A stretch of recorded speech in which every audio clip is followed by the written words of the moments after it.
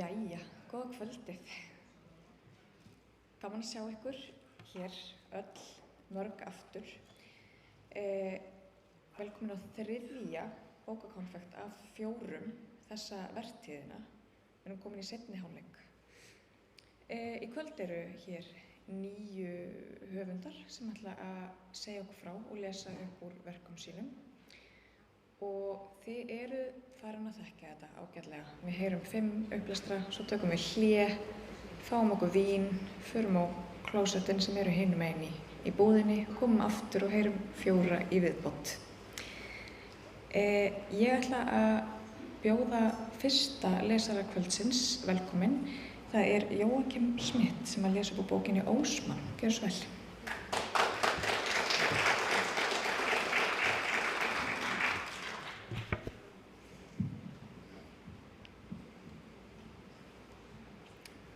Kvöld.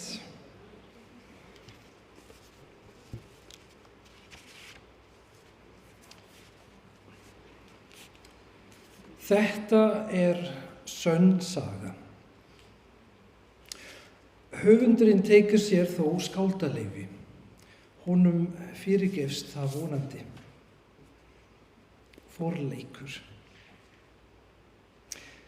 Nakinn stendur Ósmann fyrir utan byrgi sitt, stendur gleiður á fjölum lífsins, stíður höndum á middi, skeggjaður, þróttmikill maður, fríður sínum, draugum tjaldið frá söguhetjunni.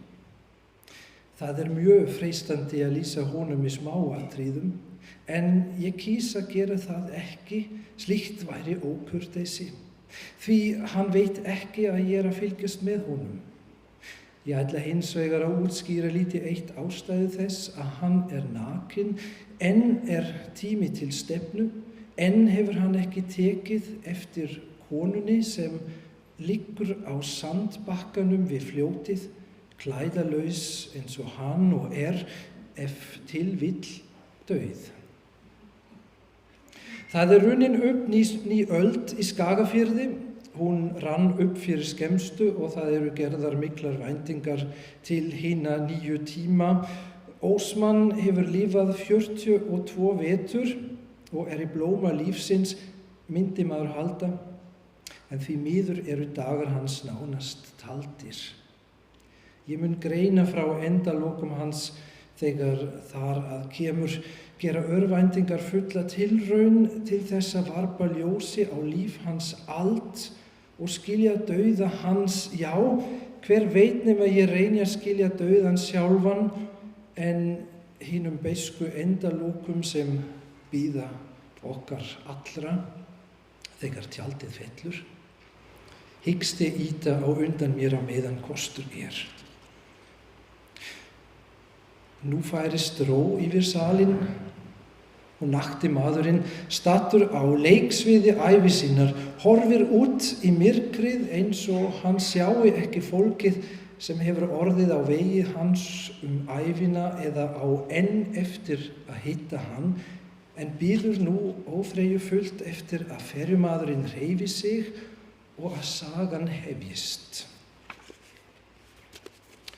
Já. Svona byrjar bókin mín ferjumannin frægan Jón Magnússon Ósmann, sem var ferjumaður við Vesturós Héraðsvatna. Hann var frægur fyrir að vera stór og sterkur, hann var pínu skrítinn, mjög skemmtilegur, ljóðskáld, veiðimaður, drykkjumaður, sem fyrir miður fyrirfór sér í Ósnum 1914. En sagan hefst þar sem Ósmann kemur auga á hreyfingarlausa konu sem liggur við ósinn, klæðalaus eins og hann.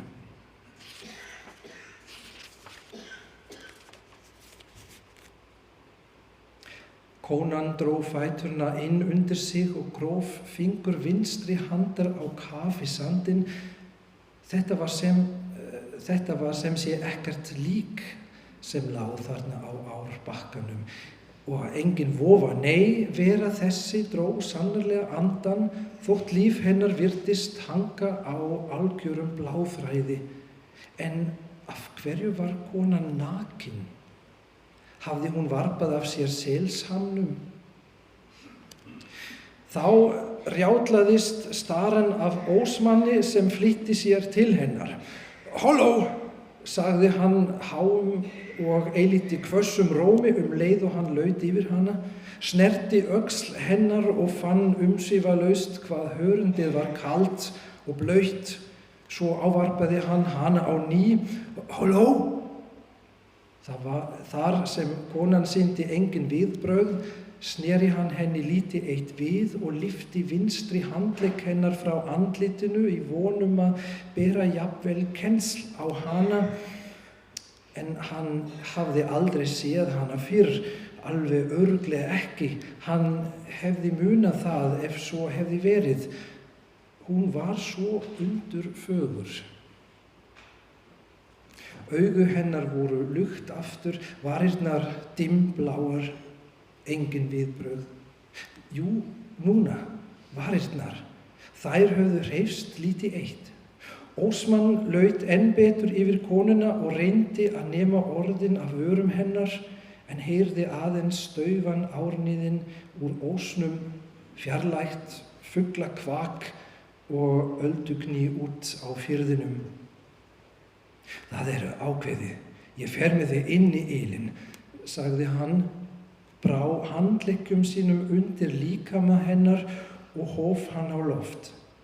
Konan var létt, hékk slöpp í örmum hans, fætur hennar og höfuð dingluðu líflaus, dökkt hári svo sítt að það snerti næstum því jörðina, hræðilega dramatísk mynd og líkt og úr sjálfri Biblíunni. Það hefði nú verið gaman, hefði Sölvi Helgason verið á staðnum, með trönur sínar, blýanta, vatnsliti og pensla. Hann hefði fangað þau á mynd, umvafið þau blómahafi. Þetta hefði án efa orðið hans frægasta verk.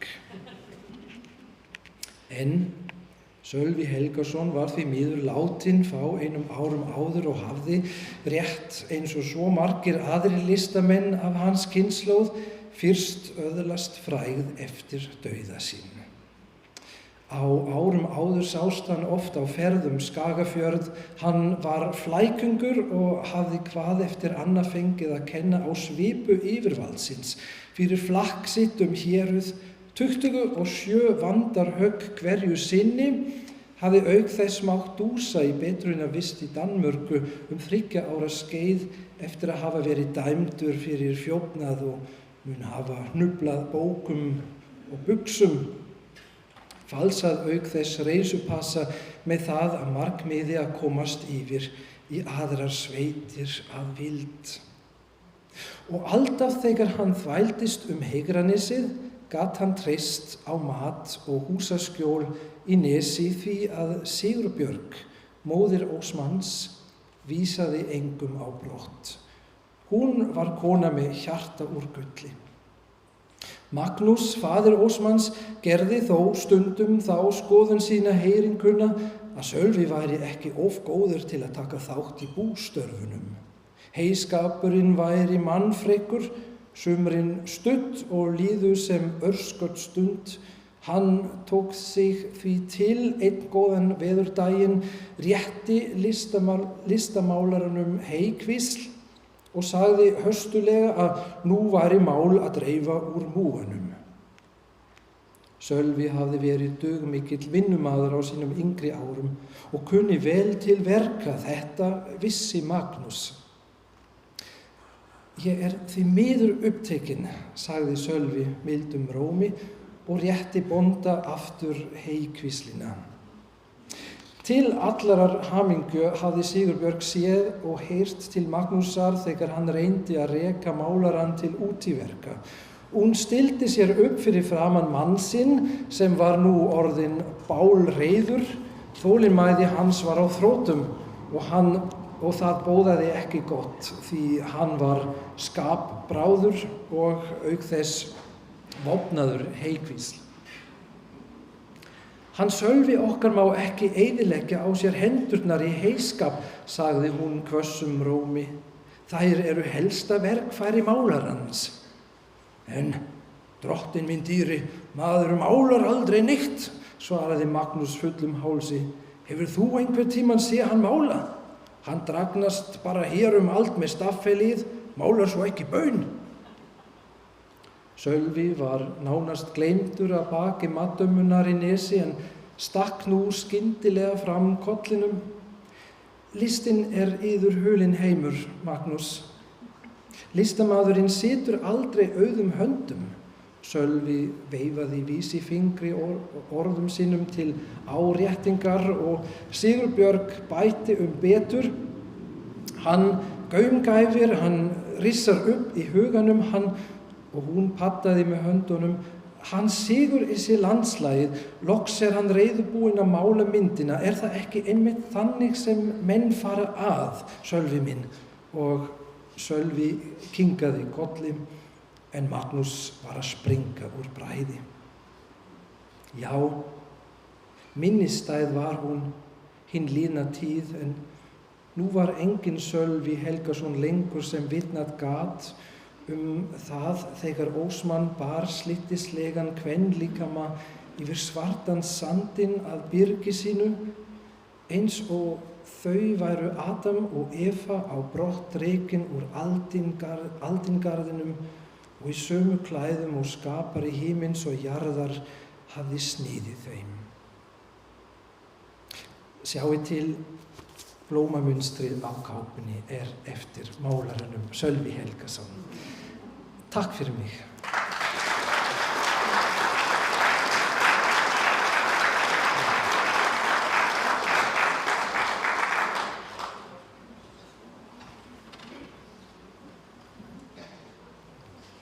Kæra þakkir, Jóakim.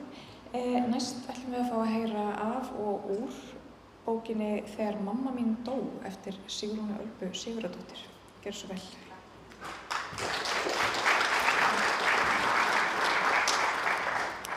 Já, góða kvöldið. Þegar mamma mín dó sannsaga, þannig að hún byggir á minni eigin reynslu af því að fylgja móður minni síðustu vikunar og mánuðina sem hún lifði og fjallar í raun það að mæta dauðanum sem aðstandandi. Og í þessar bók þá fjalla ég líka aðeins andlát föður míns og hugleiði svona hvernig við umgöngumst dauðvona einstaklinga og hvernig við búið að þeim hér á Íslandi, og svo líka svona fléttast inn í þetta til dæmis frásögn af móðurömmu minni sem að missti barn miðja síðustu öld í Kaupmannahöfn og svona í rauninni vanmáttinn til að tala dauðan og bara í rauninni hvernig við getum kannski undirbúið okkur undir þetta hlutverk sem við mætum flest fyrr eða síðar að vera aðstandendur dauðvona einstaklings. Þegar mamma mín dó vildi ég ekki fara frá henni. Þannig hefst þessi bók og á fyrstu blaðsíðunum þá lýsi ég andláti móður minnar og segi svo. Næsta hálftíman hvíldi hönd mín og öxl mömmu. Ég vildi ekki fara. Ég óttaðist ef ég færi frá henni myndi líka minn kólna og umbreytast, hætta að líkjast henni.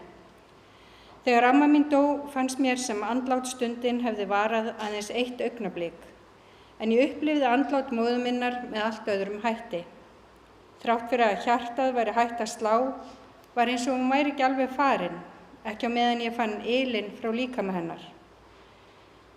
Ég lagði höfuðið á koddann hjá henni, kyssti hana varlega á vangann og fann að húðin var ekki lengur lifandi. Fannst eins og húðflugunar sætu eftir á vörum mínum. Ég kyngdi ógleðinni og tókst á einhvern hátt að snúa henni upp í eitthvað annað. Bitur ummerki varalega kveðjustund sem ég bar með mér. Að lokum stóð ég upp og fór fram. Ég leit við í dyragættinni og horfði á móður mína í síðasta sinn.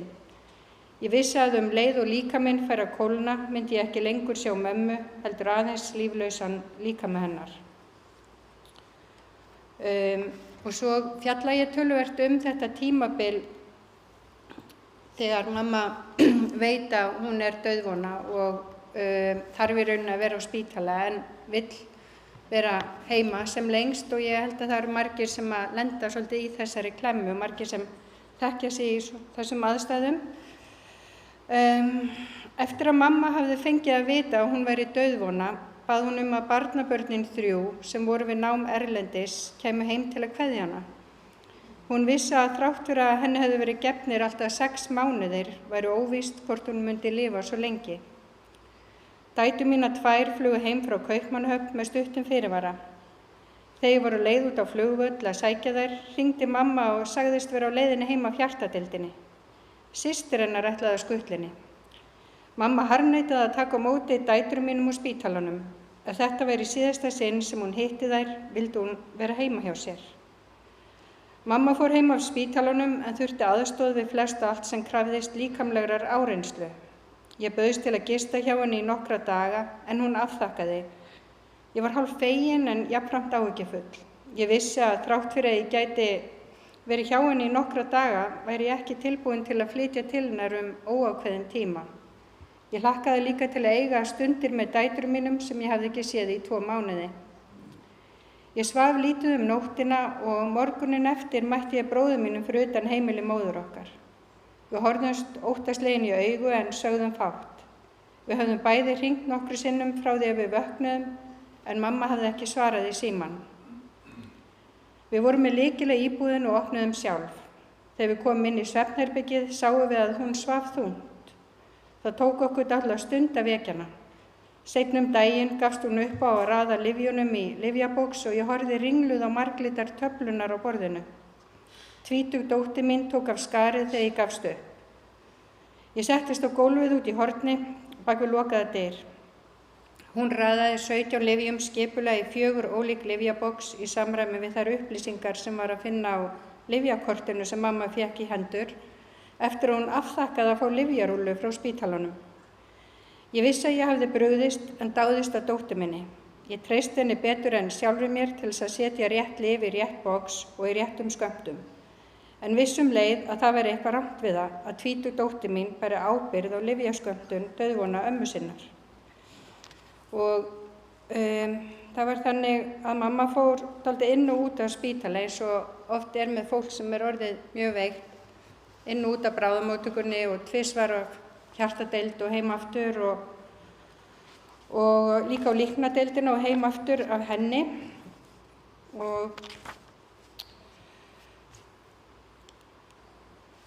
Og ég ætla aðeins að grípa hérna niður eftir það. Hún datt 3 sinnum á 2 sólarhringum eftir hún útskrifaði sjálfa sig af líknadeildinni í Kópavogi. 3 vikum eftir hún hafði leikið sama leikinn á hjartadeildinni. Ég neitaði heimsækjan eftir hún fór heim af líknadeildinni, sárveik og ósjálfbjarga og án samráðs við mig. Það var mjög sársökafullt. Ég hitt hann ekki aftur fyrir hún var komið með fallegt herbyggi með útsýni yfir Landakotstún. Þá fjallust við í faðma. Mér leið eins og ég væri versta manneskja í heimi. Nokkrum dögum síðar sagði hún að ég væri svo góð við sig. Og ég er náttúrulega ótrúlega þakklátt fyrir að móðir mín fékk mjög góðan dauðdag ef svo má orði komast, fallegan og rólegan á líknadeildinni en ekki ein heima. Og ég ætla aðeins að lesa smá frásögn hérna af líknadeildinni á Landakoti. Á líknadeildinni var dauðinn ekkert feimnismál. Læknirinn sem tók á móti mömmu gerði henni grein fyrir því að hún væri komin þangað til að deyja. Það var ákveðin léttir, bæði fyrir mömmu og fyrir okkur sem stóðum henni næst. Nú gátum við talað hlutin eins og við vissum að þeir væru. Hún sagðist ekki vera hrædd við að deyja. Hún hafði alla tíð óttast að meira að verða veik, rúmföst og ósjálfbjarga, að vera ekki hún sjálf, en hún óttaðist ekki dauðan sjálfan. Læknirinn sagði henni að reyna að njóta tímann sem best. Er eitthvað sem þið langar að gera? Spurði hann mömmu seint í október. Nei, ég veit það ekki, svaraði mamma. Eitthvað sérstakt sem þið langar í að borða? Eitthvað sem þú getur hugsað þér að borða? Já, góðan fisk og hvítvínsglas, svaraði mamma eftir smá umhugsun. Góðan fisk og hvítvínsglas, svaraði læknirinn og horfði þýðingarmiklu augnarað á mig. Daginn eftir slóum við upp veislu í setustofunni fram á stigapallinum. Ég dúkaði borð og hjálpaði mömmu að hafa sig til. Bróðir minn kom með fiskinn og hvítvínið. Við þurftum að hjálpa mömmu að halda á glasinu. Hún naut hverjar mínútu, hvers sopa og hvers munnbita. Þetta besti fiskur sem ég hef smakkað, sagði dóttir mín. Við hin kinkuðum kolli. Ég setti örlítið meira á diskinn hjá mömmu og bætti örlitlu við hvítvínið sem hún hafði rétt svo dreift á. Ég á eftir að lifa lengi á þessu, sagði mamma þegar ég rúllaði henni inn í herbergi á hjólastólnum. Hún dó 4 dögum síðar. Og ég ætla að ljúka þessum lestri bara á lokakaflanum. Og ég skrifaði þessa bók, ég byrjaði að skrifa hana 2 mánuðum eftir að mamma dó og lagði hana svo aðeins til hliðar og sýndi ritstjóranum mínum hér hjá forlaginu og hélt svo áfram með hana nokkrum mánuðum síðar og þá var ég flutt tímabundið til Kaupmannahafnar og þá skrifaði ég þennan kafla. Nú komið sumar og ég hef flutt tímabundið til Kaupmannahafnar ásamt eiginmanni mínum og dóttur. Í morgun gekk ég heim á leið upp Nörrebrógæði. Þegar ég kom að Assistenskirkjugarðinum sveigði ég af leið og gekk inn í garðinn. Ég hafði gefist upp og að hlusta á hlaðvarp þýska bókmenntir og nú glumdi ljúftónlist í eyrum mér. Þetta var fallegur sumardagur. Það voru 8 mánuðir frá andláti móður minnar. Ég var nýflutt til borgarinnar ásamt eiginmanni og dóttur, ekki í fyrsta skipti og vonandi ekki það síðasta heldur. Ég dreg andann djúpt og finn hvernig ég renn áreynslulaust saman við umhverfið, hvernig það næri mig og hvetur mig til þess að staldra við, skynja, hugsa og skrifa. Ég sakna ekki norðanvindsins þó að bjartar sumarnætur við íslenskt stöðuvatn eigi fáa sína líka. Ég sakna þess hins vegar að geta ekki sagt mömmu frá því sem ég upplifi dag frá degi. Sakna þess að geta ekki sagt henni frá hamingjustundunum, leita ráða og trúa henni fyrir því sem liggur þungt á mér. En svo rifjast það upp fyrir mér að síðustu árin hef ég forðast að íþyngja henni með áhyggjum og erfiðum úrlausnarefnum. Ég hef talað það góða og það skemmtilega, byggt allskyns kastala og lagt á ráðin. Og þegar umræðuefnið hefur þrotið, höfum við talað bókmenntir. Á síðustu mánuðunum sem hún lifði töluðum við meira bókmenntir en nokkuð tíman áður. Þetta hugsa ég þegar ég geng léttstíg í gegnum kirkjugarðinn sem ilmar af rósum og öðrum gróðri. Ég slekk á tónlistinni og hlusta eftir hjartslætti borgarinnar. Í moldinni hvíla henni dauðu en á grasinu liggur ástfangið par í faðmlögum, ársgamalt barn tekur hikandi skref í áttarauðum bolta og allt í kringum mig ómar fuglasöngur. Kirkjugarðurinn samkomustaður eða öllu heldur samverustaður þar sem ólíkir hópar samfélagsins mætast, bæði ofanjarðar og neðan. Ég hugsa mömmu mína sem steig sín fyrstu skref í bakarið ekki langt hér frá, ömmu mína sem gat ekki hugsað stórborgina án þess að minningar stríð, sorg og átök blönduðu saman við þær hugsanir. Ég hugsa dætur mína 3 sem nú búa allar í borginni og eiga hver og ein eftir að flétta saman minningabrotum og búa sér til sögu. Ég staldra við og virði fyrir mér laufþakið, tek upp símann og reyna að ná utan sólageislana sem leika sér við græn laufblöðin. Ég tekst það sjálfsögðu ekki og ég læt símann aftur í töskuna, brosi með sjálfri mér og dreg andann djúpt. Ég finn að ég hvíl ekki aðeins vel í borginni, heldur hvíl ég líka í augnablikinu.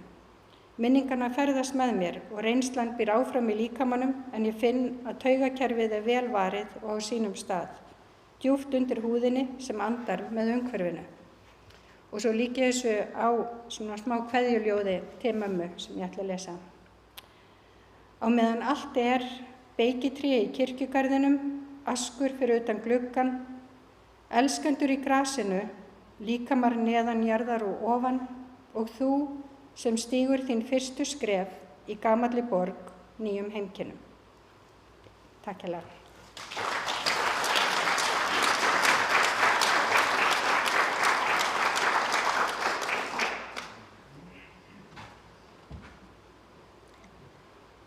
Kærar þakkir, Sigrún Alba, fyrir þetta. Við ætlum að skipta algjörlega stefnu, þó kannski ekki eins mikið og maður myndi ætla því að ég búin að vera að lesa Vélhundinn Debil og hún fjallar líka svolítið það hvernig maður tekst á við dauðann. En Tómas Sögga ætlar að lesa fyrir okkur úr henni. Gjörðu svo vel, Tómas.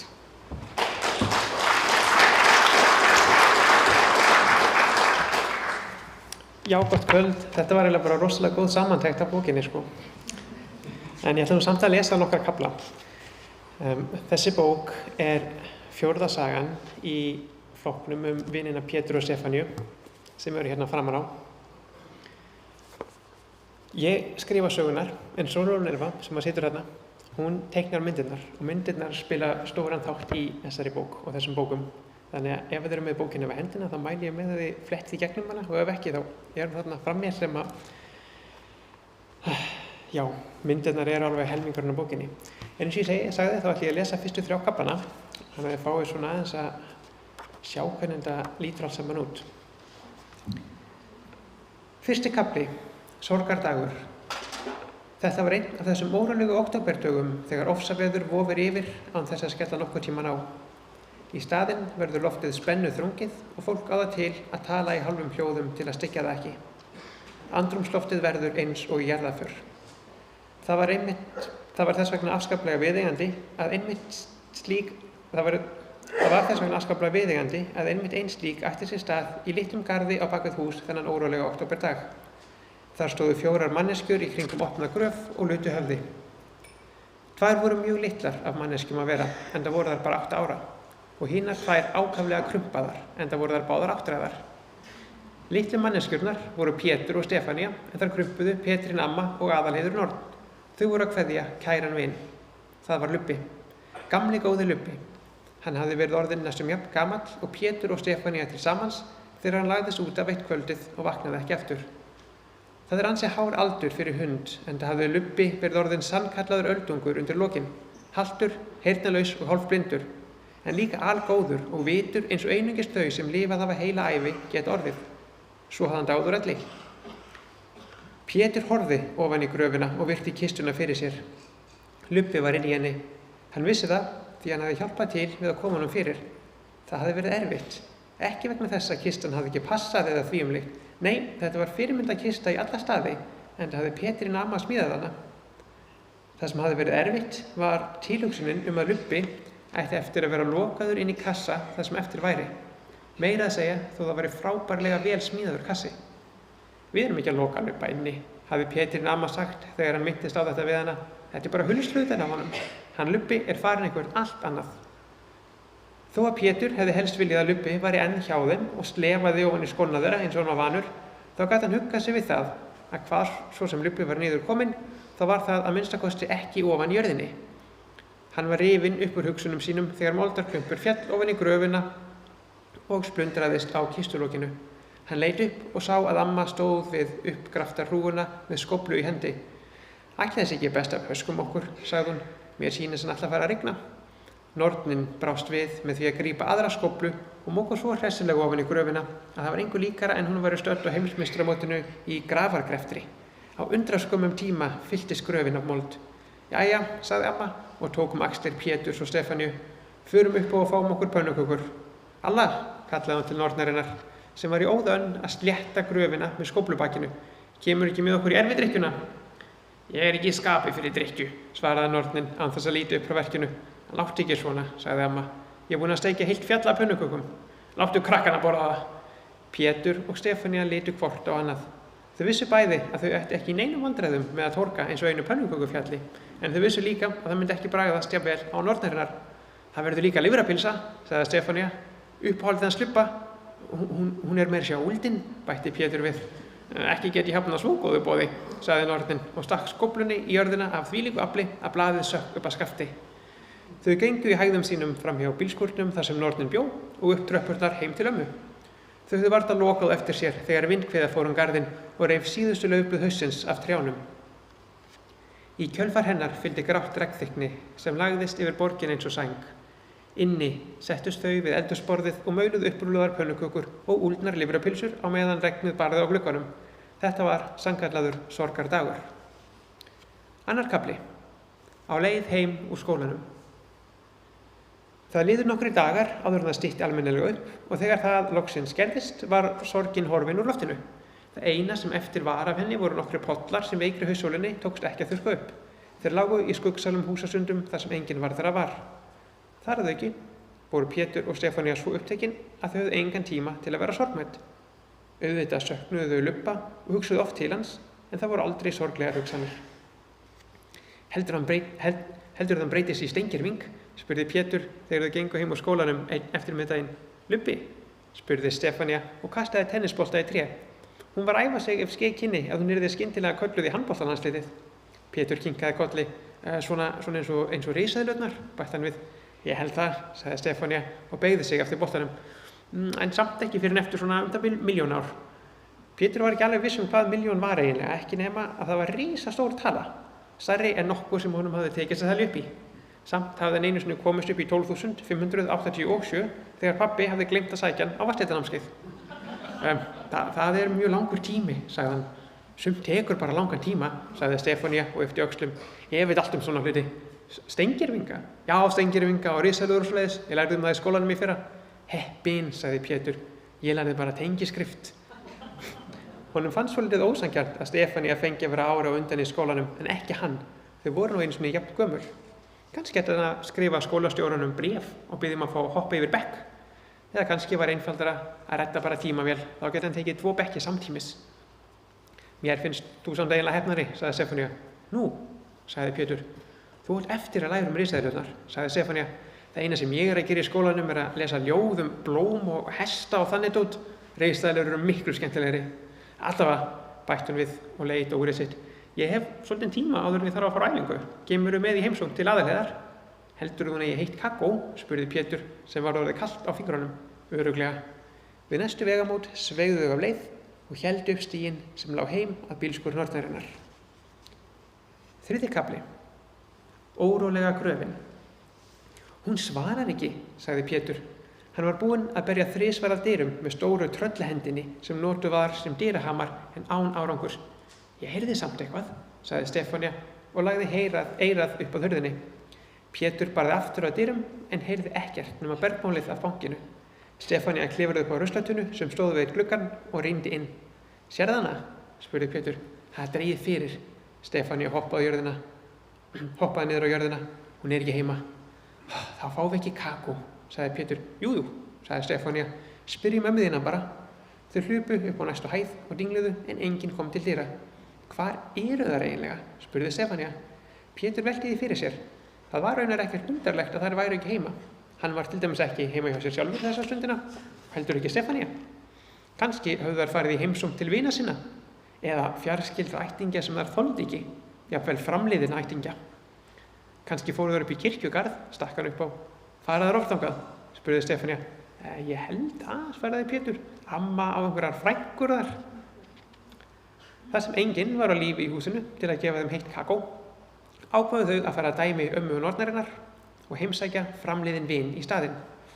Hann þarf að fá leggstein, sagði Stefanía, þar sem hún stóð yfir leiðin að sluppa, eða allavega kross. Hún tók stefnuna á flæktan runna sem amma sagði að vera sólberjarunni þrátt fyrir að enginn hefði nokkur sinni séð að vaxa honum sólber og dýfði sér inn í hann. Pétur stóð eftir við leiðið. Hann fann óþægilega tilfinningu læðast að sér. Það var eitthvað sem truflaði hann, eitthvað sem stemdi ekki alveg. Svo rann upp fyrir honum ljós. Stefanía, hálf hvíslaði hann. Hvað? Stefanía kom valhoppandi með nokkra greinar í fanginu. Sjáðu, Pétur benti á leiðið. Moldin sem nornin hafði slétt svo rækilega var alls ekki slétt lengur. Það hafði verið rótað í henni svo hún leit út eins og ný uppstungin kartöflugarður. Ég sé ekki neitt, svaraði Stefanía, en svo áttaði hann sig. Það hefur einhver verið að reyna að komast ofan í gröfina, hvíslaði hann. Eða upp úr henni, hvíslaði Pétur á móti. Þau hörfuðu ósjálfrátt nokkur skref frá leiðinu. Nöpur vindhviða fór garðinn og Pétur fékk gæsahúð. Ég held að vættum bara búið til kross seinna, sagði Stefanía og lagði greinarnar varlega á jörðina. Klukkan er orðin margt. Svo læddust þau út úr garðinum án þess að gefa frá sér minnsta hljóð. Takk fyrir.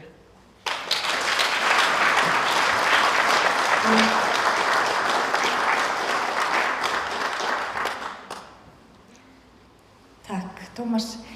Við ætlum að halda áfram að heyra börn sem að takast á við erfiðar aðstæður, símabann að þessu sinni. Gunnar Helgason ætlar að lesa fyrir okkur bókinni Birtingur og símabannið mikla. Gjörðu svo vel.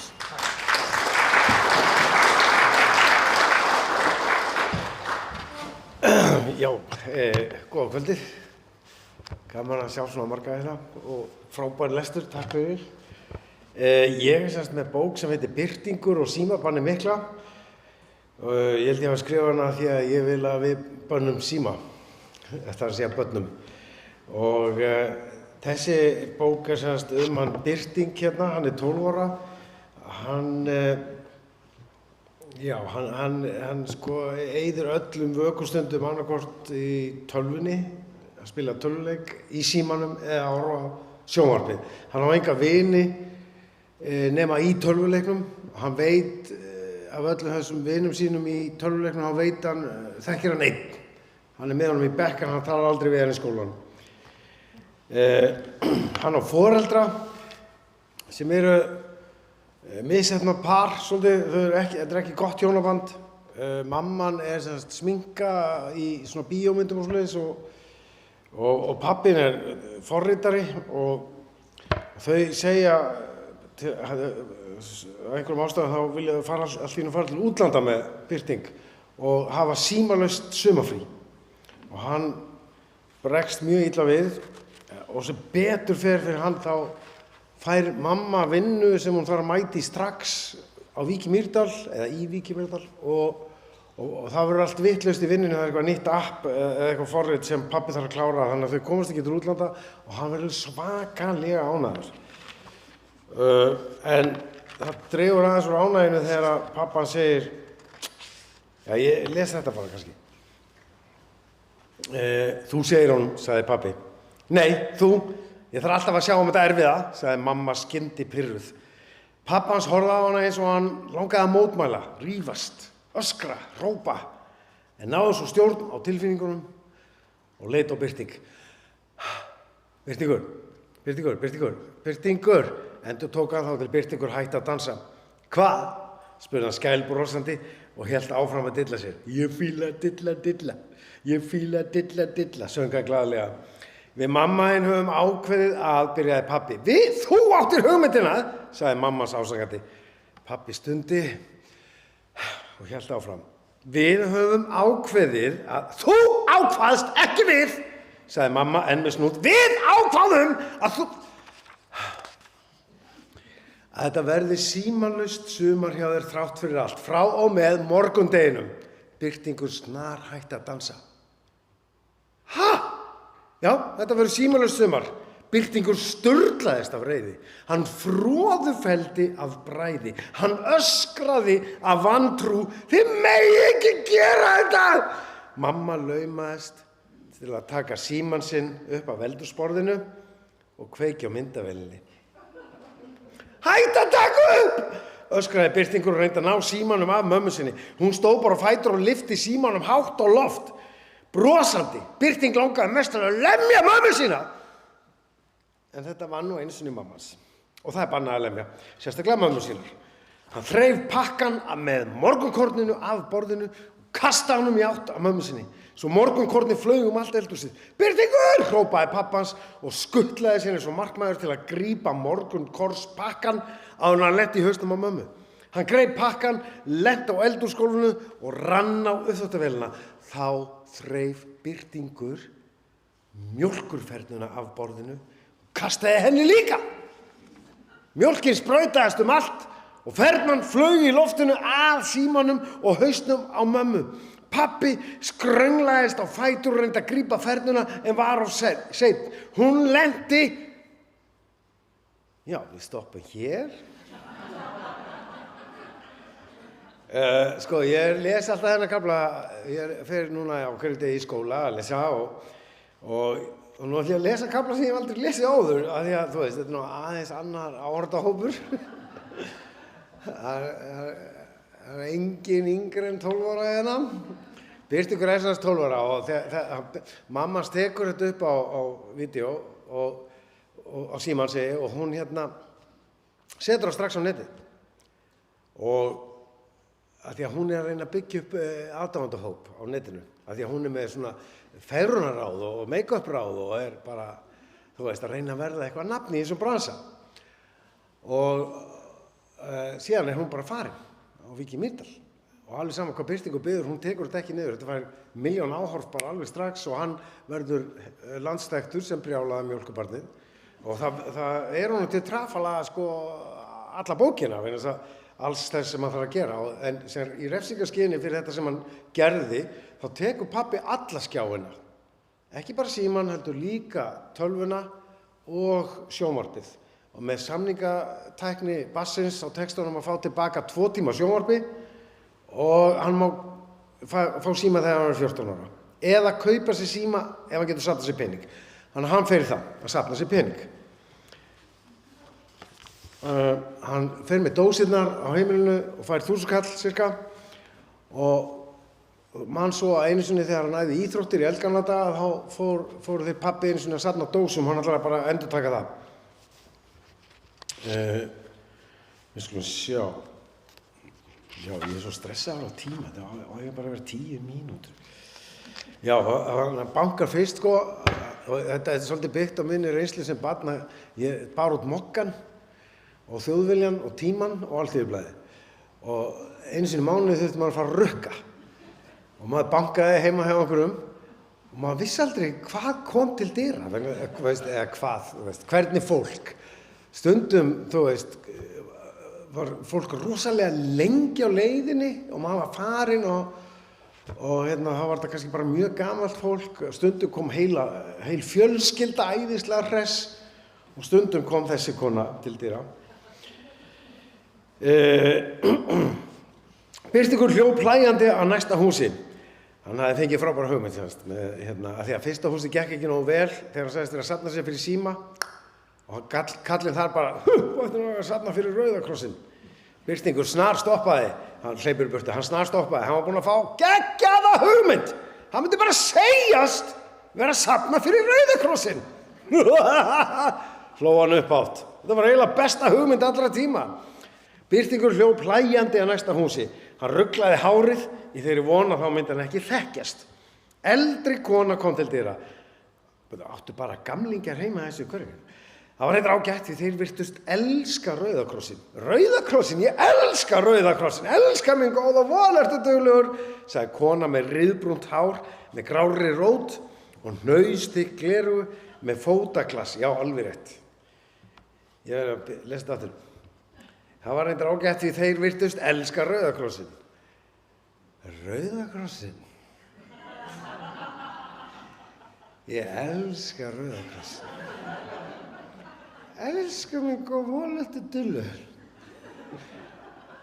Sagði kona með ryðbrúnt hár með grárri rót og hnausþykk gleraugu með fótaglas í hendi. Hún kláraði á glasinu og skottaðist inn í hús. Hún kom með stóran, glæran, risavaxinn ruslapoka stútfullan af glerjum, nýþungan poka.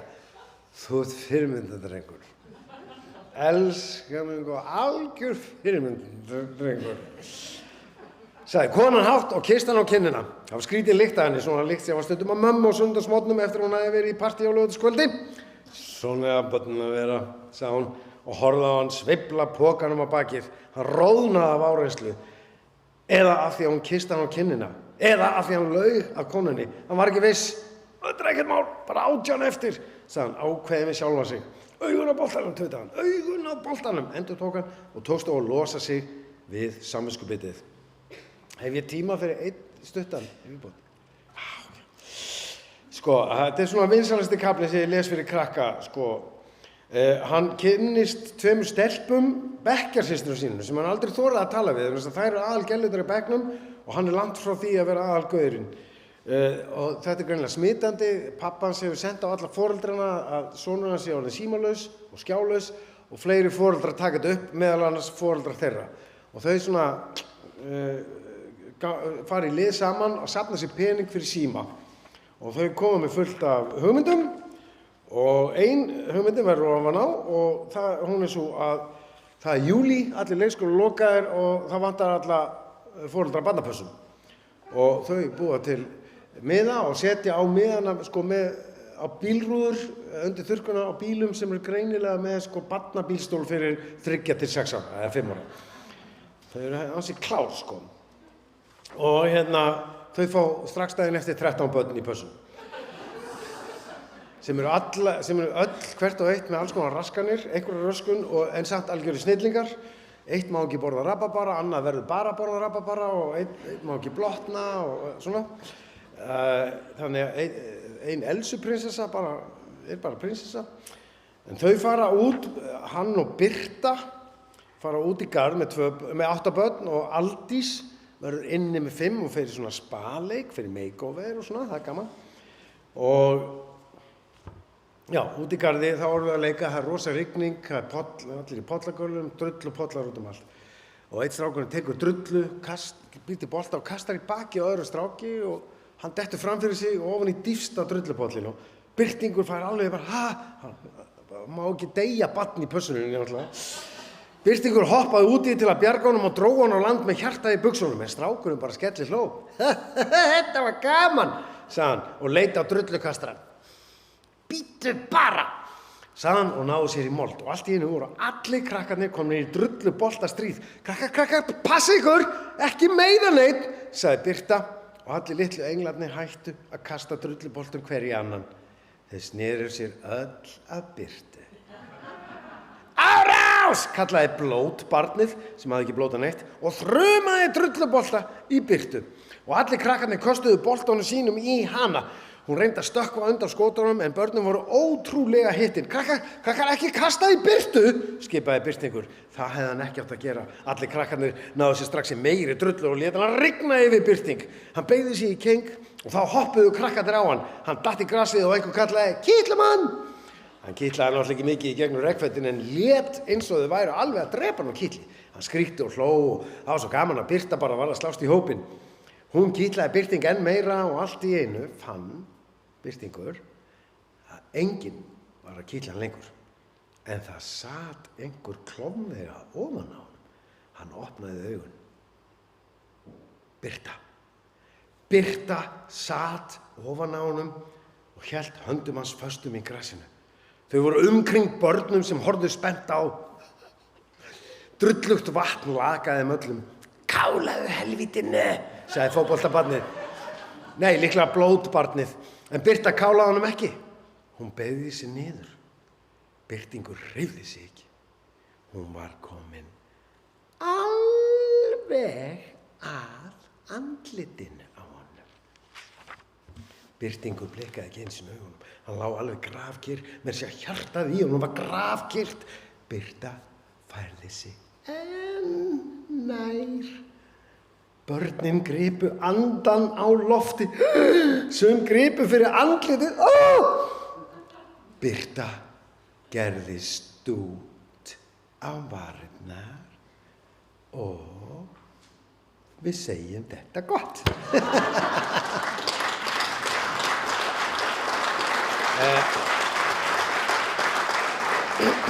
Þetta, fyrir ég bara aðeins, ég veit ekki, ég gleymdi að tala þetta, ég er sko í ammali, systir mín á 65 ára ammali, þannig að ég þarf að fara, en ég get alveg gefið mér tíma til að árita í hléinu.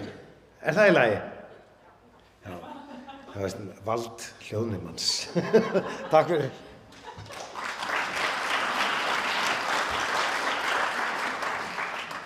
Takk, Gunnar. Það er ágætt að ég vék frá þumalputareglunni sem er að láta Gunna alltaf lesa síðastan af því það er svo erfitt að láta einhvern fylgja svona lestri alltaf. En þó þarf Sigríður Kristín Þorgrímsdóttir að gera það núna. Hún ætlar að lesa upp úr bókinni Piparmeyjar. Ég er að einbeita mér svo mikið að ég muna titilinn. Saga Fröken Tóru og og Einhleip, nei, þetta tókst ekki. Þú segir okkur frá þessu. Gjör svo vel. Alltaf sjálf.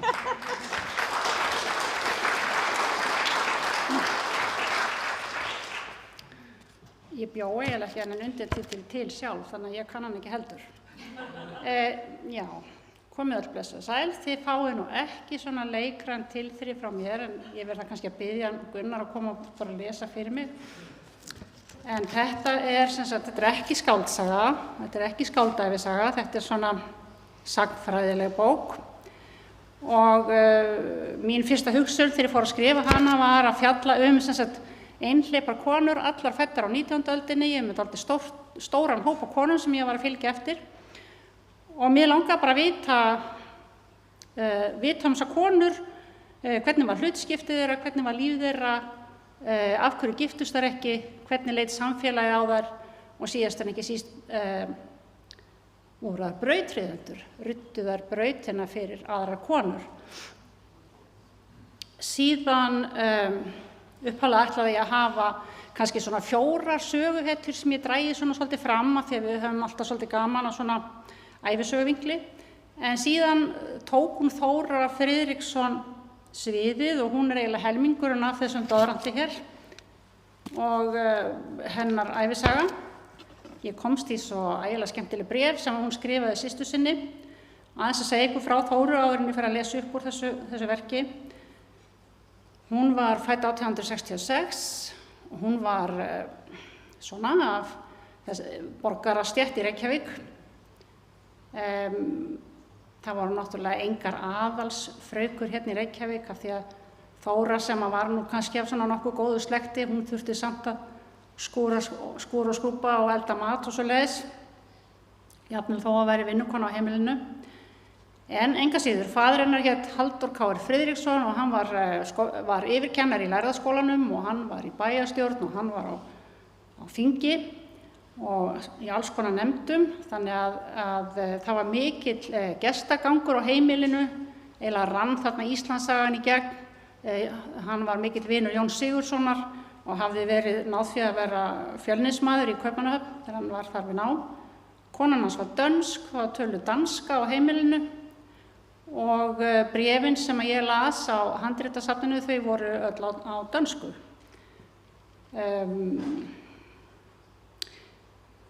Eldri systir mín, hún segir að hún búin að lesa þessa bók og hún sagði að þegar ég að fjalla kvennasöguna þá skrifi ég galgopalega eins og hún orðaði það. Fannst ég svona kannski, já, blanda mér dálítið í söguna en ég var svolítið ánægð með að hún skyldi segja þetta því að ég er svolítið hrifin af því hvernig Bretar fjalla sögulegt efni oft með húmor. Og mér finnst húmor vera svo mannmetin auðlind oft. Þannig að ég vona að mér takist að koma því til skila í bókinu minni, allavega fannst henni það, en ég blanda því ekki inn í sögunan af Þóru. Þar hún að segja söguna og bréfin hennar. Þóra, hún gekk ekki í skóla, hún lærði heima, pabbi hennar kenndi henni. Æskudraumur hennar það var að læra frönsku og kynnast franskri menningu og komast til Frakklands. Það var hún ekki mikil efni á heimilinu þó pabbi hennar hefði öll þessi embætti og svo var hún stúlka, þannig að það náttúrulega flækti málið. En með bara ýmsu móti og harðfylgi þá tókst henni að láta þessa drauma rætast. Svo kenndum við barnaskólann. En fyrst og fremst þurfti hún að sjá heimilið vegna þess að hún var yngst í 6 systkina hópi og þá kom í hennar hlut að vera, hvað ég segja, trygging foreldrana til efri árana af því það var náttúrulega ekki tryggingakerfi á Íslandi og börnin þín voru tryggingin þín. Þannig að það kannski að einhver leyti skýring þess að hún giftist aldrei. Hún var bara upptekin við það að sjá heimilið og hún var komin hátt á 50-aldur þegar móðurina lést, nokkrum árum eftir föðurnum. Og hún hafði semst verið að kenna við barnaskólann og svo var hún mikil tískudrós, hún saumaði mikið og hafði mikil áhuga á tísku. Og hún var að vera 60 þegar hún opnaði tískuverslun í Reykjavík með vinkonu sinni. Og þar starfaði hún bara held ég alveg fram undir nýrætt.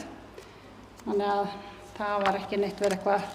Ég nú sjálf orðin eftirlaunaþegi og hefur verið spurð á því hvernig mér líði að vera komin í hið eilífa sumarfrí. Mjög nasti á leiðilegu frasi en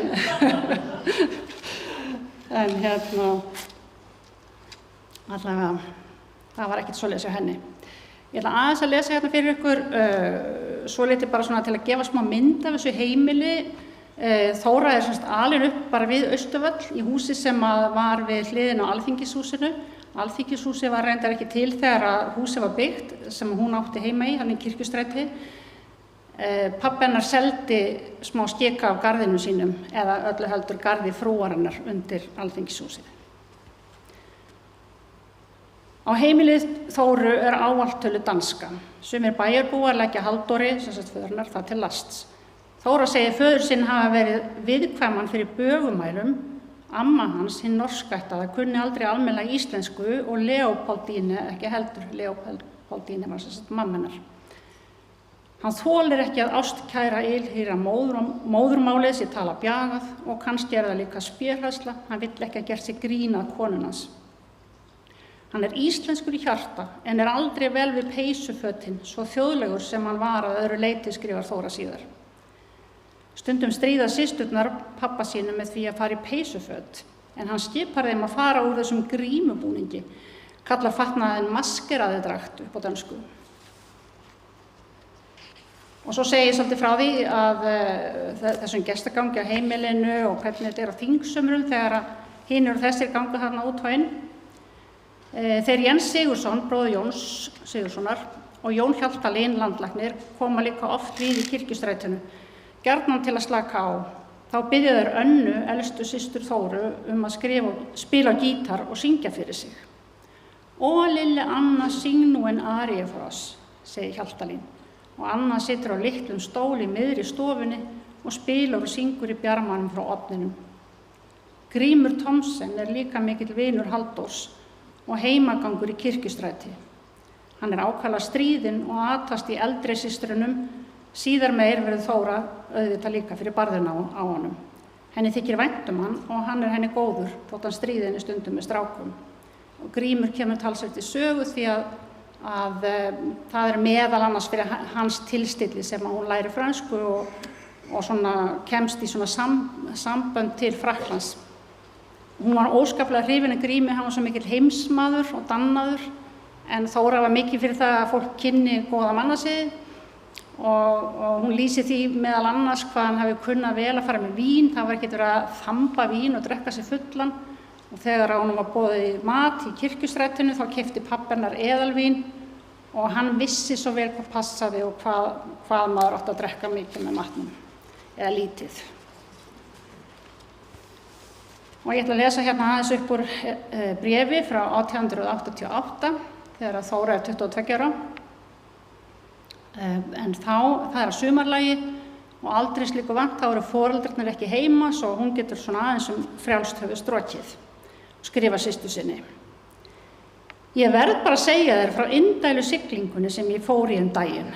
Þegar Díana kom frá Grænlandi, og Díana var skip, buðu skipherran og offíserarnir dömunum sem voru á ballinu hjá Krüger í sumar út að sigla. Og Krüger þessi var apótekari í Reykjavík.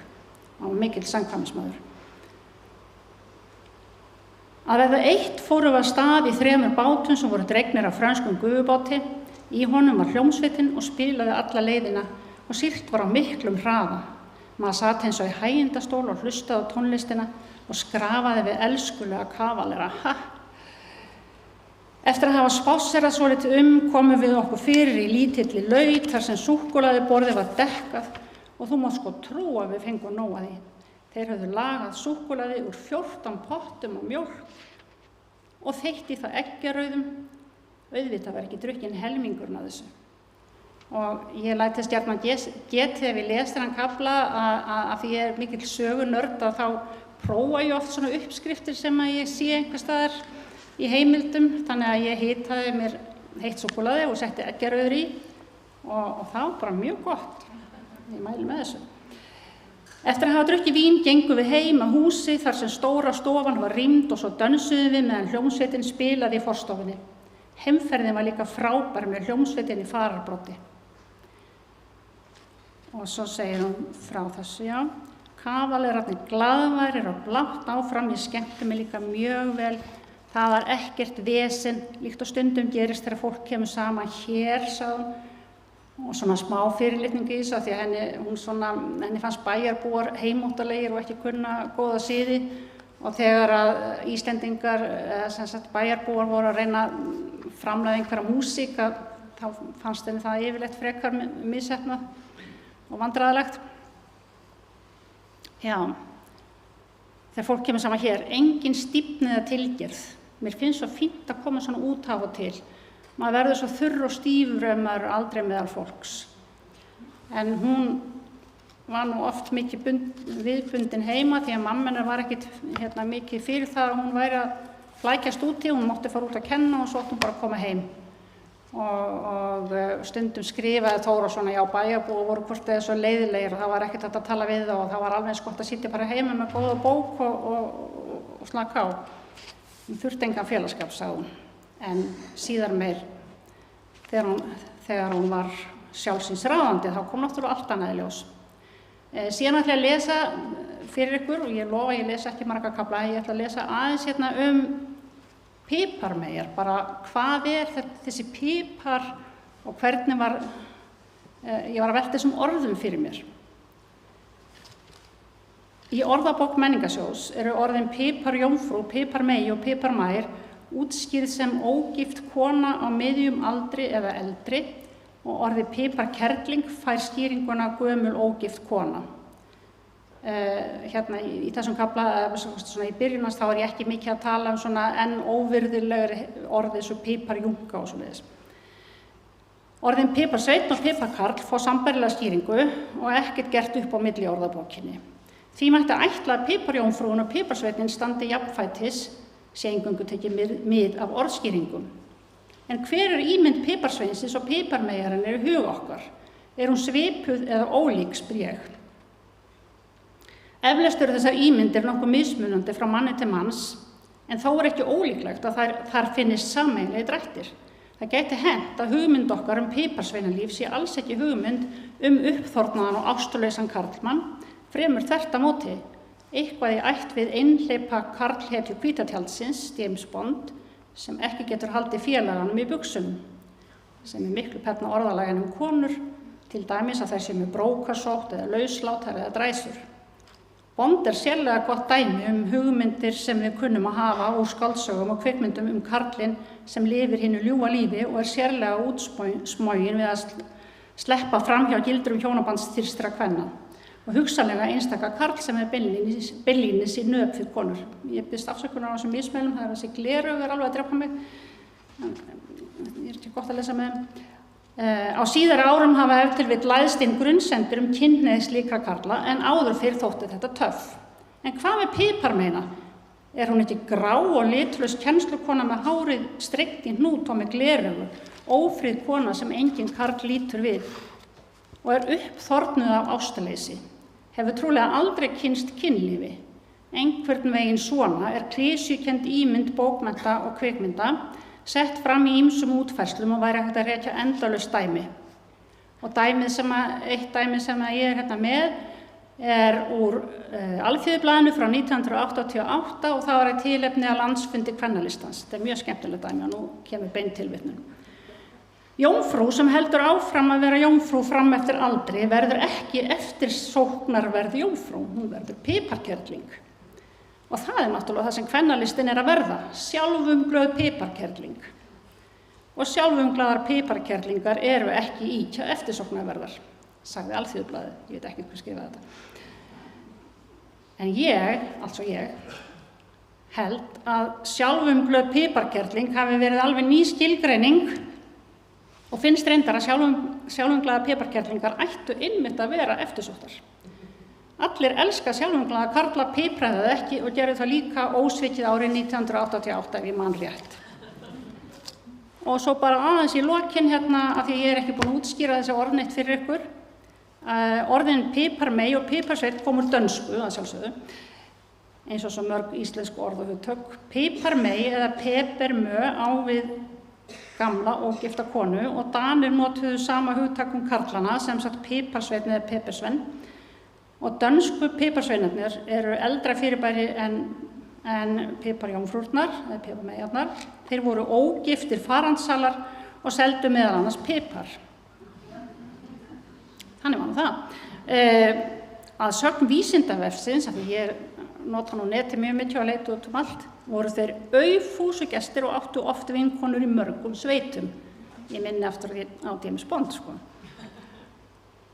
Enda með þessari lýsingu Vísindavefsins fylgir mynd af James Bond nefnilega.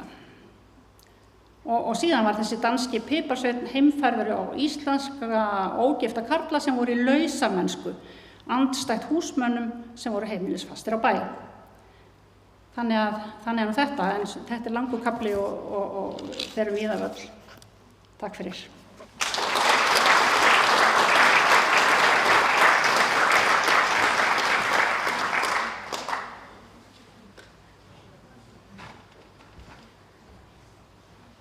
Kæra þakkir. Þá ætlum við að taka smá hlé, tegja aðeins úr ykkur og í guðanna bænum, ef þið höfðu hugsað ykkur að fá áritun frá Gunnari, þá gerið þið það núna, hann er í afmæli. Sjáumst þetta smá.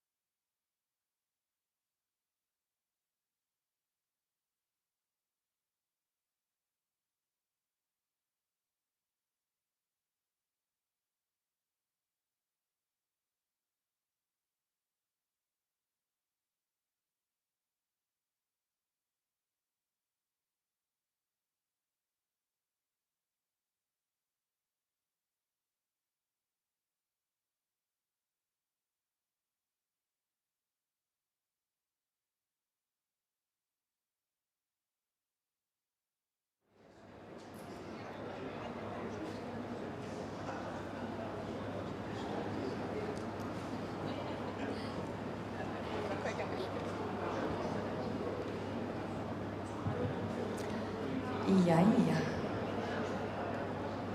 Verið velkomin aftur að sætunum ykkar.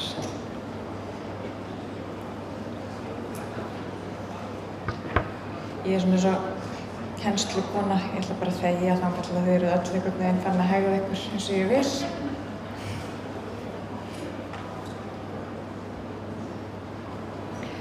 Það er sem komið að seinni hluta hjá okkur og við ætlum að heyra upp úr bók sem kom nú út í vor og fór mikla sigurgöngu. Fékk hér verðlaun í keppninni Nýjar raddir. Það er Sigríður Pétursdóttir sem ætlar að lesa fyrir okkur Hefnd Diddu Mortens.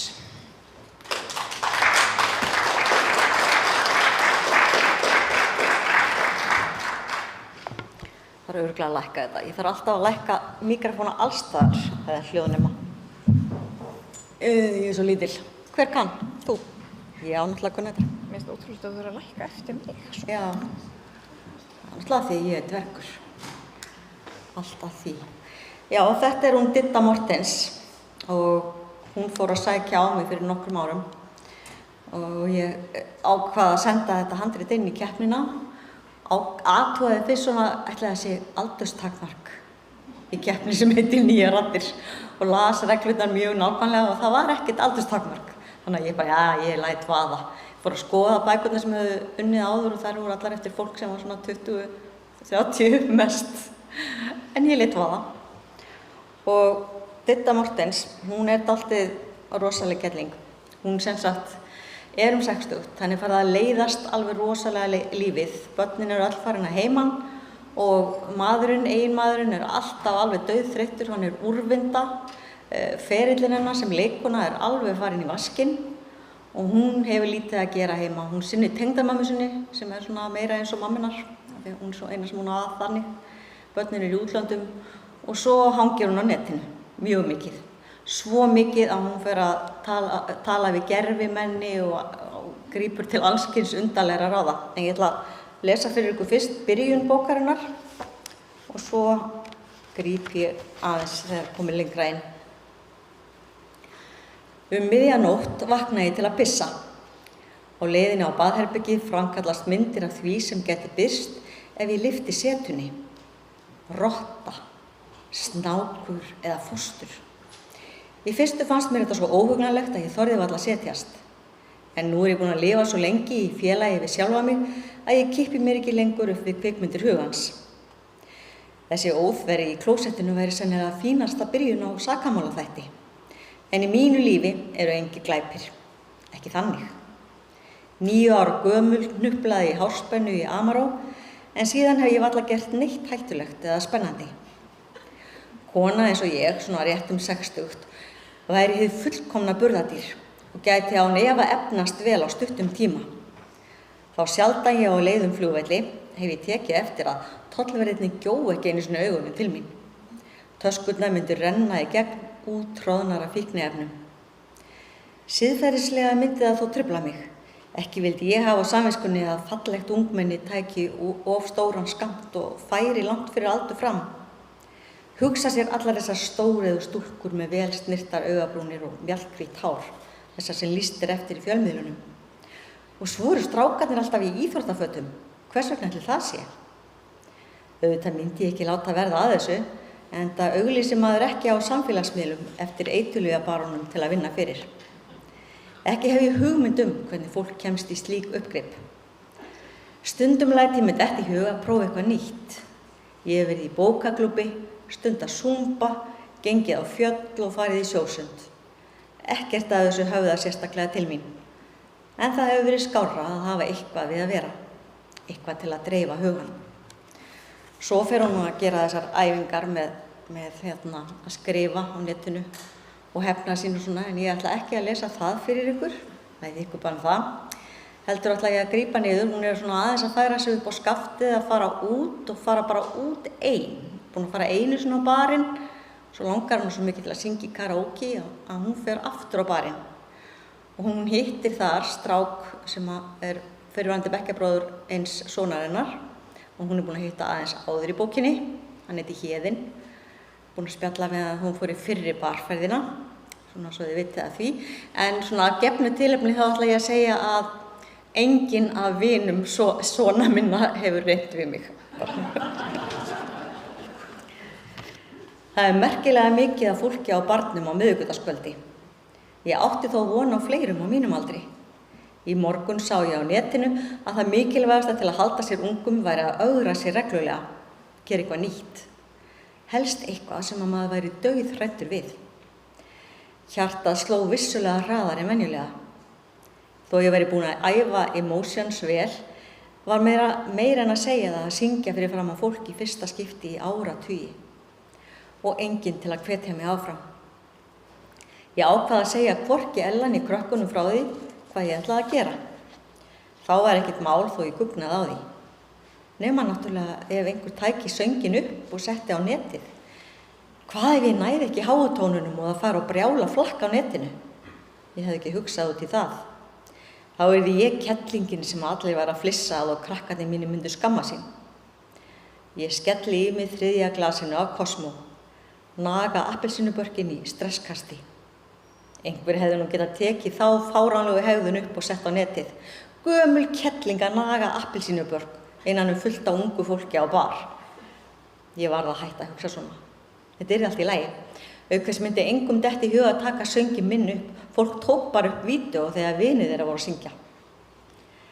Eftir Cosmo nr. 5 læt ég vaða. Held að hjarta ætli út úr brjóstinu, en eftir brokkgenga byrjun nýt ég þess í botna að syngja. Gleymi stund og stað. Giggið hefði varla gengið betur svo áhorfendur klappa og hrópa. Djöfull þetta gaman. Í léttri sæluvímu fer ég á barinn. Verð nú að fá mér 1 kokteil í viðbót til að róa mig aðeins niður áður en ég fer heim. Við barinn stendur Héðinn og brosir út að eyrum þegar hann sér mig. Litla Ísland. Hann hneigir sig djúpt og segist ekki hafa vita að ég væri söngkona. Nú ætti ég aldeilis skilið að fá drykk og spyr hvað ég vilji. Við spjöllum aðeins leiklist og söng. Hann var í aðalhlutverki í öllum skólaleikritunum þegar þeir Dóri voru krakkar. Það var bara skynsamlegra að verða forritari og því valdi hann það. Ég bið hann að afsaka mig því ég þurfi að skila koktelunum. Sé strax eftir að hafa tekið svona grottalega til orða. Það er gott að pissa og skvetta framan í sig ísköldu vatni. Ég verð að láta renna þess af mig núna. Héðinn bíður eftir mér fyrir utan salernið. Ég átta mig ekki á hvað í gangi fyrir hann búinn að taka mig í fangið og hvísla að mér að hann hefði alltaf langað til að vera með eldri konu. Ekki hverju sem samt, heldur mér. Veistu hvað ég gerði þegar ég var 15? Ég faldi mig inn í fataskápnum í svefnherberginu ykkar og fylgdist með þér skiptum föt. Rödd hans var dimm og hás. Í aðra röndina var mér hætt að lítast á blikuna, en fann samt fyrir fleiri fiðrildum í maganum en höfðu látið á sig kræla í áraraðir. Nei, ekki vissi ég það, heyrði ég sjálfa mig segja óstyrkri röddu og bæta við að ég þyrfti að drífa mig heim. Ég panta leigubíl og fylgi þér heim, segi Héðinn. Hann panta leigubíl með appi. Segist koma með mér og taka bílinn svo áfram heim til sín. Ég reif ekki við mótmælum. Ekki heldur þegar hann kissur mig í aftursætinu í leigubílnum. Lengi. Þetta minnir mig á þegar við Elli vorum ung. Áður en ég veit af erum við komin heim til hans og ég búin að samþykkja kaffibolla til að láta renna af mér. Íbúðin hans í kjallara í Vesturbænum, ekki langt frá okkar heimili. Skemmtilega innréttuð og óvenju litrík. Ég fæ kaffi í bolla úr máastælinu. Ekki beint það sem ég bjóst við heima hjá rúmlega 30 forritara. Þegar ég búið með svona 2 sopa af kaffinu, kemur falleg stúlka með mikið svart hár fram úr svefnherberginu. Í fölbláum silkislopp einum fata. Mér léttir aðeins. Hann átti þá konu svo það var allt í lagi að ég hefði farið heim með honum í kaffi. Þau setjast sitt hvoru megin við mig í sófann. Guðrún Mortens, ertu þá skyld Bubba? Spyr hún og flissar aðeins. Ég hlæ og sver það af mér í 100. skipti. Hún er alveg jafn falleg og sexy og þú sagðir. Unga stúlkan beinir orðum sínum að Héðinni. Hann blikkar hana og leggur höndina á hnéð á mér. Það gerir hún líka og strýkur mér vangann með hinni. Ég frýs og átta mig ekki á hvað í gangi þegar hún nartar í eyrnasnepilinn á mér og spyr hvort ég hafi gert þetta áður. Það má fullyrða að aldrei hefur kona staðið að pratt upp úr sæti og ég á þeim tímapunkti. Ég þakkaði mig hjartanlega fyrir gott kaffi, hleyp út og upp kjallaratröppunar. Frískt loftið gerir mig gott. Ég brosi alla leiðina heim og flissa hana slagið. Á göngunni finn ég ekki einu sinni fyrir háahælunum. Vissulega setur að mér smá samviskubit yfir að hafa kysst héðinn. Það var eiginlega framhjáhald, þannig séð. Ég hafði aldrei kysst aðra en Ella nema í leikhúsi og sjónvarpsþáttum. Og þá fór ég aldrei í sleik, svo það var alltaf hægt að telja það með. Þó ég missi hárbustan í gólfið og reki mig í Ella því ég skríði upp í rúmið, steinsefur hann. Hrótulausum svefni, aldrei þessu vant. Það værið yfir honum sem minni mig á þegar við vorum nýbyrjuð saman. Oft lá ég andvaka og horfði á hann sofa. Hjúfraði mig upp að honum og eitt leiddi af öðru. Mikið saknaði ég þessara líkamlegu nándar og kynlífsins líka varð ég að viðurkenna. Eftir að breytingaskeiðið var á enda fann ég fyrir mun meiri kynlöngun. Kvensjúkdómalæknirinn minn sagði að hjá sumum konum hækkaði testósterónið og þá getum við orðið eins og úlingstrákar. Ég leggst þétt upp að Ella, strýk honum varlega yfir brjóstkassan og niður á nára. Hann stynur aðeins en snýr sér svo á hliðina og muldrar eitthvað þreytu. Ég mingi að Didda.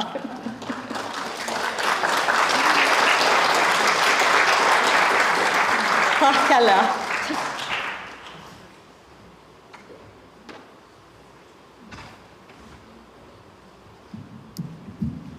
Takk, Sigga. Arndís Þórarinsdóttir ætlar að lesa fyrir okkur hérna úr bók sem heitir Morð og messufall. Hún skrifar hana sem hluta af dúói, fyrir ekki að ég sé hvort svona undirbúið að standa upp hérna. Þetta er rithöfundadúóið Arndís og Hulda sem að skrifa þessa bók og ég veit að þeir eru sem búin að sjá Arndísi hér lesa á bókakonfekti þannig veturinn, en það er að því að hún skrifaði 2 bækur í ár. Þannig að vertu velkomin.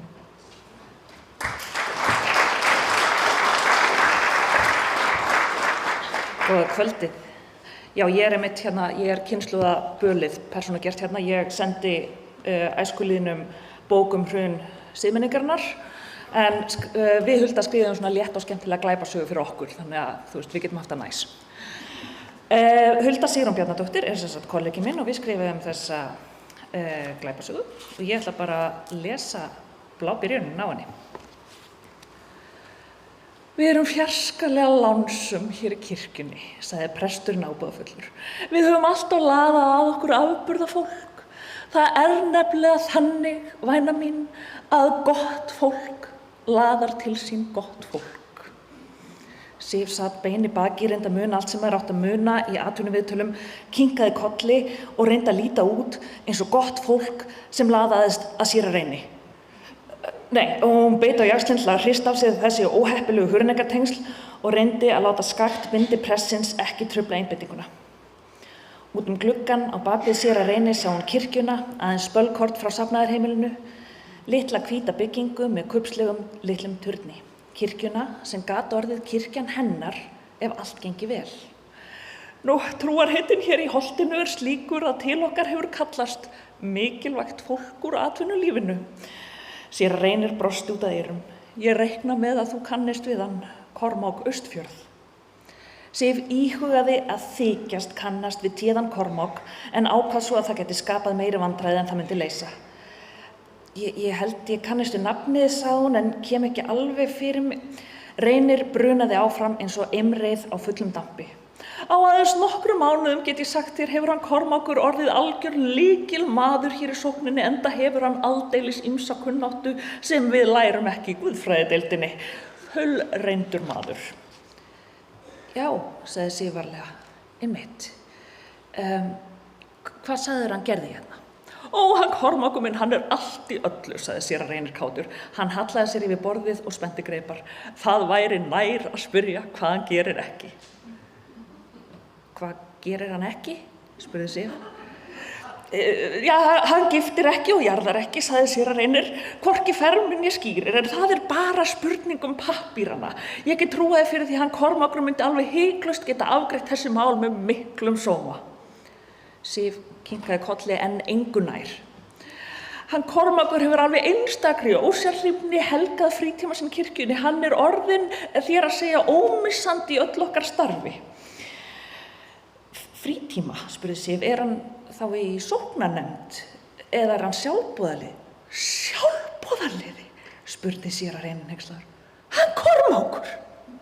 Nei, ég spyr, flytti Sif sér að segja, af því þú myndist á frítíma, hann kirkjuvörður? Hann Kormákur, sagði séra Reynir með alvöru þunga, orðinn hjartað í þessari kirkju, það ekkert öðruvísi. Þér að segja þá ræddi ég við biskupinn það hvort við þyrftum nokkuð prest, hvort það væri ekki nær lagi að ráða Kormák sem sérlegan framkvæmdastjóra kirkjunar. En auðvitað vantar alltaf fleiri hendur og dekk og æskulísprestur gæti létt ýmsu af Kormáki og gefið honum meiri tíma í sín mikilvægu störf. Séra Reynir horfði rannsakandi á Sif. Segðu mér, væna, þú til dæmis lungin við að hreinsa veggjakrot eða losa stíflur úr klósetti? Ha? Sagði Sif eins og bján, ekki einhver sem umsjónamaður fasteignarinnar, kirkjuvörður sem sæjum slíkt? Sjáðu til, sagði séra Reynir og hallaði sér aftur í skrifborðsstólnum. Hann Kormákur auðvitað sterkefnaður maður og þarf engin veraldleg laun frá kirkjunni en engu síður fannst okkur rétt að koma honum á launaskrá til þess að hann væri hér í formlegu hlutverki og gæti komið fram fyrir hönd kirkjunar þegar þörf krefði. Svo hann kirkjuvörður? Spurði Sif. Það var svolítið erfitt að fylgja séra Reyni og hún fann að hún var byrjað að svitna. Séra Reynir starði á hana með vanþóknun sem gat ekki boðað gott. Heyrir þú ekkert sem ég segi, stúlka? Kormákur allt í öllu í þessari sókn og augljóslega gengur ekki að slíkur maður þurfa að djöflast hér með drullusokka. Hann hvessti augun enn á hana. Þetta náttúrulega lifandi kirkjustarf, sóknarpresturinn veit aldrei hverju dagarnir fleygja að honum. Stundum það veggjakrot unga fólksins og þá stekkur fólk út með málingapensil sama hvaða starfsheiti það ber. Stundum það fermingabarn með magapest. Ég þarf að vita hvort þér gæti verið treystandi fyrir drullusóknum, ef svo bæri undir. Sif kyngdi, orð fór af séra Reyni að hann væri svolítið sérstakur. Risaeðla var raunar orð sem hún hefði ítrekað heyrt notað. Ég vön að leysa úr þeim verkefnum sem hér fengin. Stíflu klósett mér ekki á við það. Séra Reynir kinkaði ánægður kolli. Hann leit á úrið. Hann Kormákur minn ætlaði nú að koma, sagði hann, taka viðtalið með mér en eitthvað hefur honum senkað við getum. Ekki ætlast þess að maður eins og Kormákur sé þræll klukkunar. Hann horfði alvarlegur á hana. Mér finnst bara rétt að hugsanlegur prestur skilji, sagði hann, að hann, eða hún, á ekki bara að aðstoða mig. Sif kinkaði kolli og brosti til að sýna hún skildi hvað hann væri að meina, sem hún gerði þó alls ekki. Nýji æskulísprestur nátti sem sagt að vera aðstoðamaður kirkjuvarðarins. Sími Reynis hringdi og hann leit á númerið stundi og virtist íhuga í augnablik að hunsa símtalið en hætti svo við. Afsakaðu mig augnablik, sagði hann og sneri sér 180 gráður í leðurklæddum skrifborðsstólnum. Já, sæl vertu Kolbrún, sagði hann í símanum. Ég á fundi. Já, en þú verður að skilja, hér mjög mikið að gera og drengurinn telst nú orðinn fullorðinn og þótt hann kom ekki heim yfir nótt. Já. Nei. Hefur íhugað að hringi vinalínu Rauða krossins, Kolbrún mín? Það mætti reyna það svona meðan þú bíður. Já, ég heyri þér á eftir. Ég kíki kannski kaffi. Hann lagði á án þess að kveðja og leit svo mæðulegur á Sif. Eins og þú sérði gríðarlega mikið áreiti hér hjá okkur starfsfólkinu, sagði hann með alvöru þunga. Mæður með áhyggjur og uppkomnum börnum alveg fram eftir öllum aldri. Og stundum finnst mér, væna mín, að það verði ekki nokkrum kalli hér í hverfinu misratað á vegi dygðarinnar án þess að frúin hringi mig til þess að fá aðkomu þjóðkirkjunar að því máli. Ég skil, sagði Sif og var strax farin að sakna Kormáks. Þessi hluti starfsins hefur auðvitað breyst mikið á síðustu árum og áratugum. Breyst heldur betur, sagði séra Reynir. Sóknarbörnum hefur kannski fækkað og fólk nennir ekki messu nema vígt vatn og barshöfuð komið þar með sögu. En þau sem eftir standa eru heldur betur kröfuharðir neytendur. Hann hristi höfuðið. Þegar ég var ungur þá var fólk ekki að ónáða sinn sóknarprest nema eitthvað hefði farið verulega úrskeiðis. Andlát þá helst. Hann andvarpaði þungan. En fólk orðið gríðarlega tilætnulega samt í seinni tíð. Hann bandaði hendinni í átt til Sifjar. Þú treystir þér væntanlega í allt svoleiðis, sagði hann. Að hugga mæður þegar úlingarnir að láta sig hverfi við nótt. Að útskýra 7. boðorðið fyrir mönnum sem detta í það á íþróttabörum. Sif taldi á puttunum undir borðinu. Hún mundi ekki nákvæmlega röðina þótt samhengið gæfi sterkar vísbendingar hérna. Ég vil árétta að við fengum mjög jákvæðan dóm í kirkjublaðinu, þannig að þetta sleppur allt saman. Takk fyrir.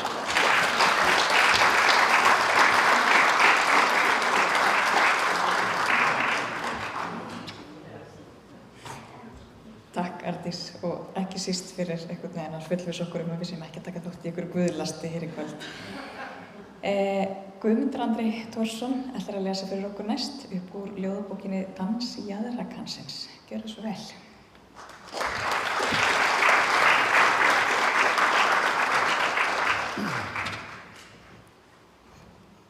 Takk, komið sæl. Mér finnst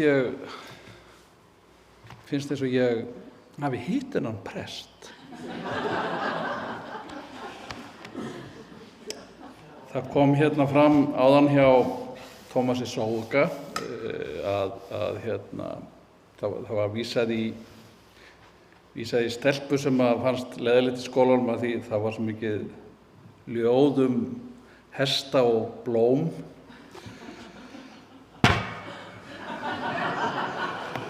Þetta eiginlega allt hesta og blóm hérna hjá mér. Allavega það fyrsta sem ég ætla að lesa hér,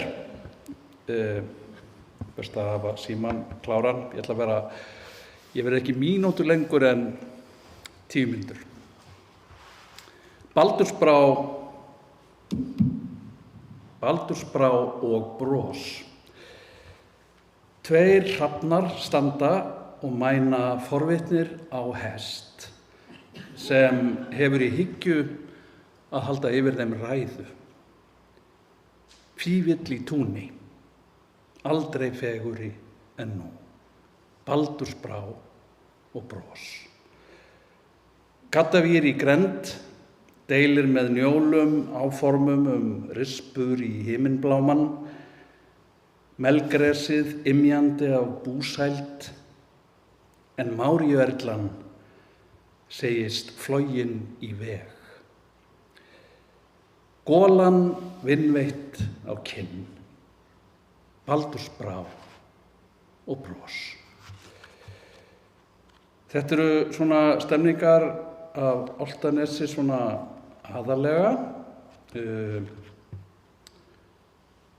þar sem að ég bý í húsi sem á jaðri götu, sem á jaðri hverfis, sem á jaðri sveitarfélags sem svo mikið á jaðrinum, það sveitarfélag að það ekki lengur til og þar að leiðandi á jaðri sveitarfélags stærra sem svo á jaðri höfuðborgarsvæðisins. Ég sem sé jaðarskáld og þetta hér dans jaðrakansins. Og ég ætla að lesa nokkur ljóð úr þessu, bara svona það sem ég rekst á. G-sálmur.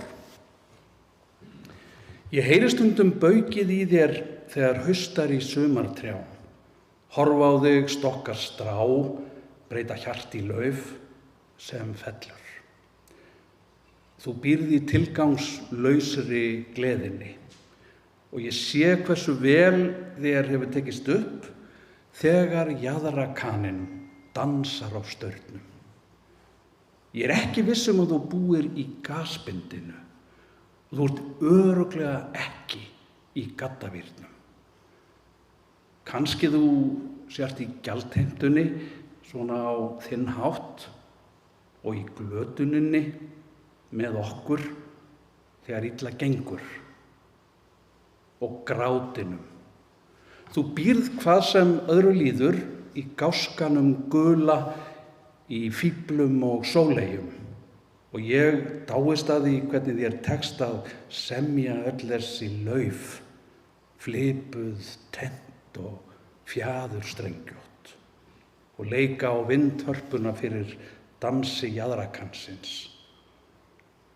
Auðvitað ert ekki í öllum þessum G-stöðum, því að við þurfum ekkert að láta þig stuðla við neitt. Þú býrð ekki í bókstafnum og ég er ekki einu sinni viss að þú sért stjórnari himintunglanna. Og samt ertu alveg áreiðanlega í gleymjireinni og lifnar í sérhverri snertingu. Sjálfur gebletturinn hér í blómalandinu, amma. Ég bæti þessu amma við einhvern veginn í lokin, það stendur ekki hér af því að mér fannst það einhvern veginn eiga að vera.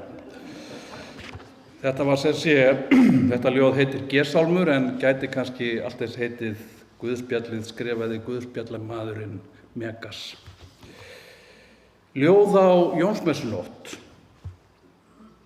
Við erum hérna nokkur ljóð í hillunni og höfum verið að tala svolítið saman gegnum spjöldin, eða reyna að tala saman því að við eigum það sameiginlegt að enginn skilur okkur.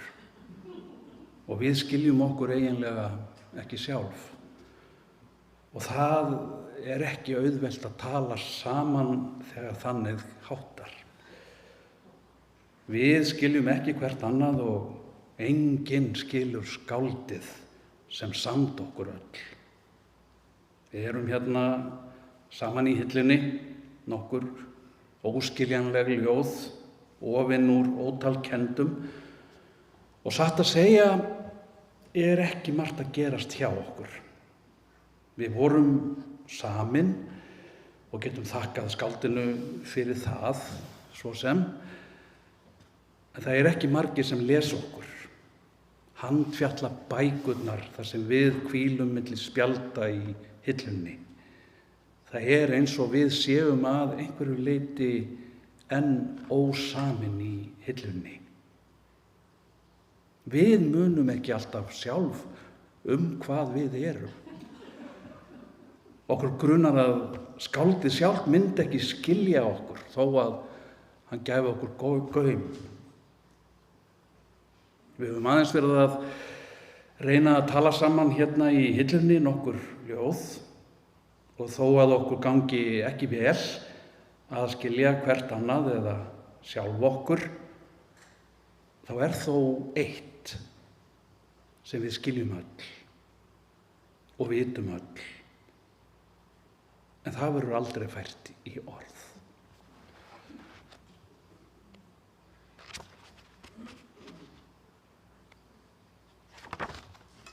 Hvað er nú leiðið? Nei, ég er nú ekki búinn. Hæglætisvalsinn, þetta er svona Álftanes kvöldstemning. Hæglætisvalsinn. Þegar dagurinn hægist og dofna heimsins hljóð og kyrrist haf og hauður, þá heyri ég stundum, legg ég vel við hlustir, óma lágt úr fjörunni, kór hrúðurkarlanna. Þeir syngja í fimmundum, en með nóttinni kemur rigningin og þá dansa þeir hæglætisvalsinn við undirleik öldunar fyrir kerlingarnar í tunglinu.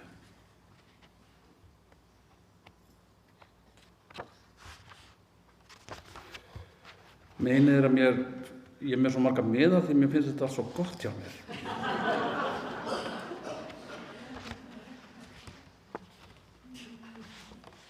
Aprílmorgun 2. 11 lóur standa undan vindi og horfa á mig áminnandi. Vak og vinna. Morgun blíðan, köld á kinn, skerandi birtan og allt ómar af annríki og eilífð. Vak og vinna. Himins opnast hlið og út streyma himneskir herskarar með gargi, tísti og gaggi annríki og eilífð. Vaka og vinna. 11 lóur standa undan veðri og horfa á mig, áminnandi, að kveða burt snjóinn, kveða burt leiðindin. Þeim tekst það, vitu til. Og loks, kannski 2 sjáttur, fyrir til hvað ég fljóta með þetta. Höfundar Íslendingasagnanna. Höfundar Íslendingasagnanna eru allir huldufólk og hafast við í holtum og hólum, stokkum og steinum og heilabúum, styggir og starfsamir. Og eins og títt rithöfunda frábitnir þeirri athygli sem þeir þrá. Nætur fara þeir hugförum og taka sér bólfestu í draumlífi mannanna. Sumir hafa hvíslað nafn sitt í áfjáð eyru fræðimanna sem geta eftir það ekki vaknað af ótta við að missa af nafninu. Sumir hafa vitjað kvenna í draumum og leitað ásjár í barsnauð og launað hjálpina með glitrandi orðum sem nægir að rita til að verði ljóð og læknist sálar mein.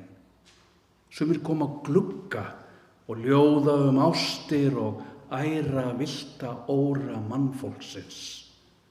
En þegar morgnar eru höfundar Íslendingasagnanna sestir á ný við dagleg störf, styggir og starfsamir og teknir að fást við skrif og önnur hulduefni. Takk fyrir að hlusta.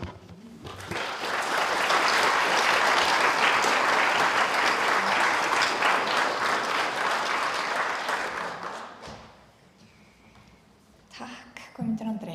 Alvöru tímastjórnun hérna, faglega gert. Kristján Jóhann Jónsson hefur þýtt 20 ævintýri H.C. Andersen í nýjum þýðingum sem koma út í safninu Prinsessur og prakkarar núna í haust. Hann ætlar aðeins að kynna okkur fyrir þessum þýðingum núna. Gjörðu svo vel.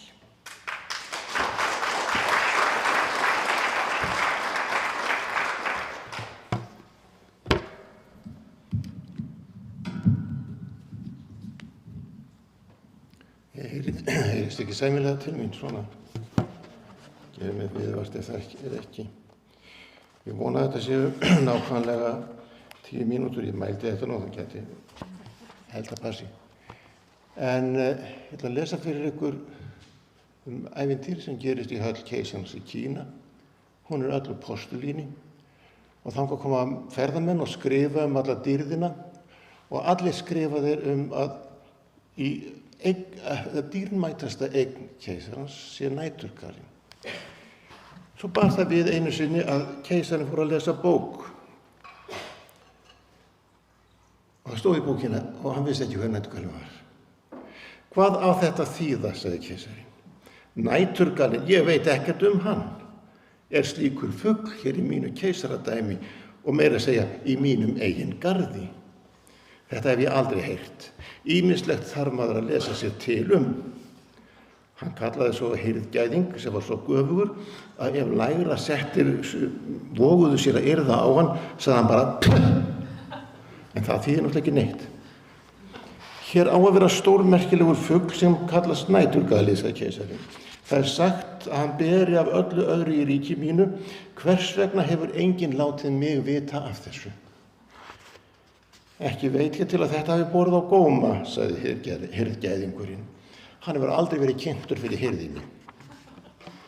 Ég vil að hann komi hingað í kvöld og syngi fyrir mig, sagði keisarinn. Öllum heiminum er kunnugt að ég á hann, en ég veit ekki neitt. Mér er ókunnugt að þetta hafi borið á góma, sagði hirðgæðingurinn. Ég skal leita á honum, ég skal finna hann. En hvar gat hann verið?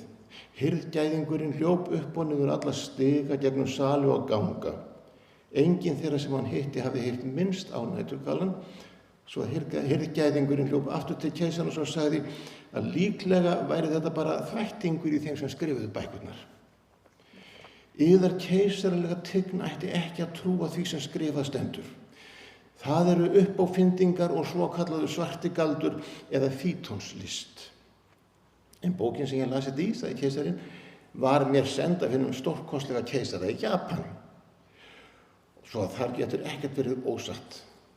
Ég vil fá að heyra í næturgalanum. Hann á að koma hingað í kvöld, hann nýtur minnar æðstu náðar og ef hann kemur ekki, verður öll hirðin lamin í magan leið og hún búin að borða kvöldmatinn. Tjimpe, sagði hirðjæðingurinn og hljóp aftur upp og niður alla stiga og gegnum alla sali og ganga. Helmingurinn af hirðinni hljóp með honum og hafði lítinn áhuga á að verða lamin í magan. Það var þráspurt hinn stórmerkilega næturgala sem allur heiminum þekkti en hirðin vissi ekkert Þau fundu að lokum litla fátæka stúlku í eldhúsinu og hún sagði: Ó, Jesús, minn næturgalinn, ég veit alveg hann, það sem hann getur sungið.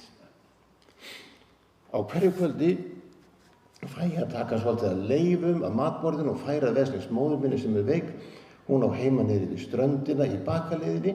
Þegar ég verð þreytt og hvíli mig í skóginum, þá heyri ég söng næturgalans. Þá fæ ég tár í augun. Það eins og koss frá móður minni. Litla eldastúlka, sagði hirðgæðingurinn. Ég útvega fasta stöðu í eldhúsinu og leyfi til að horfa á keisarann borða. Gegn því að vísa verði á næturgalan, því hann á dagskrá í kvöld.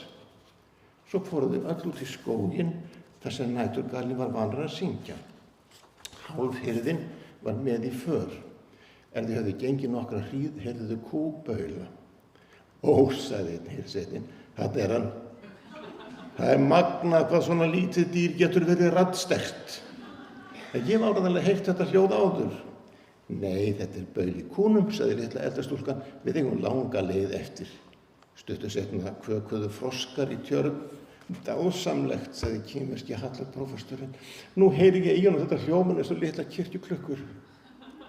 Nei, þetta eru froskarnir, sagði litla eldastúlkan, en nú hugsa ég að við förum að heyra í honum. Þá fór næturgalinn að syngja. Þetta hann, sagði litla stúlkan. Hlustið. Þarna situr hann. Og svo benti hún á lítinn, gráan fugl í trjáliminu. Getur það verið, sagði hirðgæðingurinn. Ég hélt ekki að hann væri svona. Það sem hann lítil fjörlegur að sjá. Hann hefur líklega látið lit þegar hann sá allt þetta fína fólk birtast. Litli næturgali, hrópaði eldastúlkan hátt og skýrt. Okkar allra náðasti keisari vill endilega að þú syngir fyrir hann. Mér það sönn ánægja, sagði næturgalinn og svo söng hann unaðslega. Þetta eins og glerbjöllur, sagði hirðgæðingurinn. Og sjáuð þennan litla háls hvað hann tekur á. Það furðulegt að við skulum aldrei hafa heyrt á hann minnst. Hann á eftir að slá í gegn hjá hirðinni. Á ég að syngja meira fyrir keisarann, sagði næturgalinn sem hélt að keisarinn væri með í för. Ágæti litli næturgali, sagði hirðgæðingurinn. Mér veitist þú mikla gleði að bjóða yður til hirðveislu í kvöld þar sem þér munuð heilla hans að æruverðugu keisaralegu náð með eða sjarmerandi söng. Hann nú bestur þar sem grasið grær, sagði næturgalinn, en hann var samt alveg til í að koma með úr því að keisarinn óskaði eftir því. Í höllinni var heldur betur tekið til hendinni. Veggirnir og gólfin sem voru úr postulíni ljómuðu í birtun af 1000 gulllampa. Fegurstu blómunum með bjölluhljómunum var raðað upp í ganginum. Þar var fólk á þönum og dálítill dragsúgur, en einmitt þess vegna klingdu allar bjöllurnar svo varla heyrðist mannsins mál. Í miðjan stóra salinn, þar sem keisarinn sat, hafði verið settur lítill gullpinni og á honum átti næturgalinn að sitja.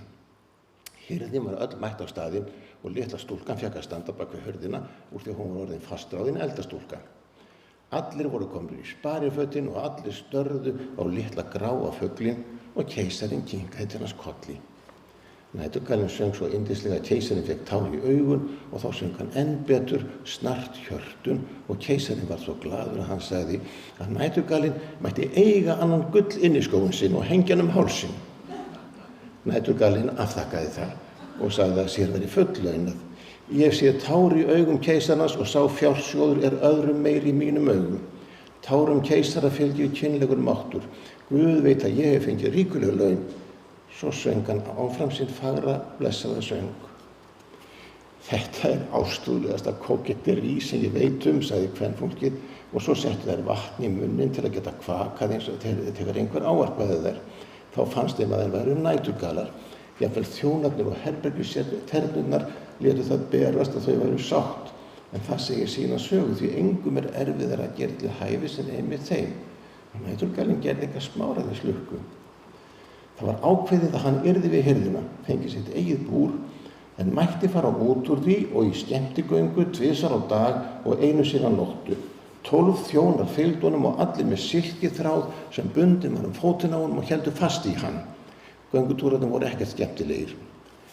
Í borginni gátu menn ekki annað talað en þennan merkilega fugl og þegar 2 menn hittust á götu sagði annar einungis nætur og hinn gali og svo andvörpuðu þeir og skildu hvor annan.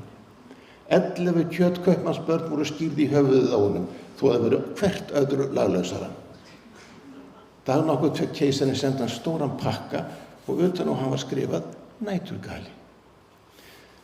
Þarna komin ný bók fræga fuglinn okkar, sagði keisarinn. Þetta var ekki bók.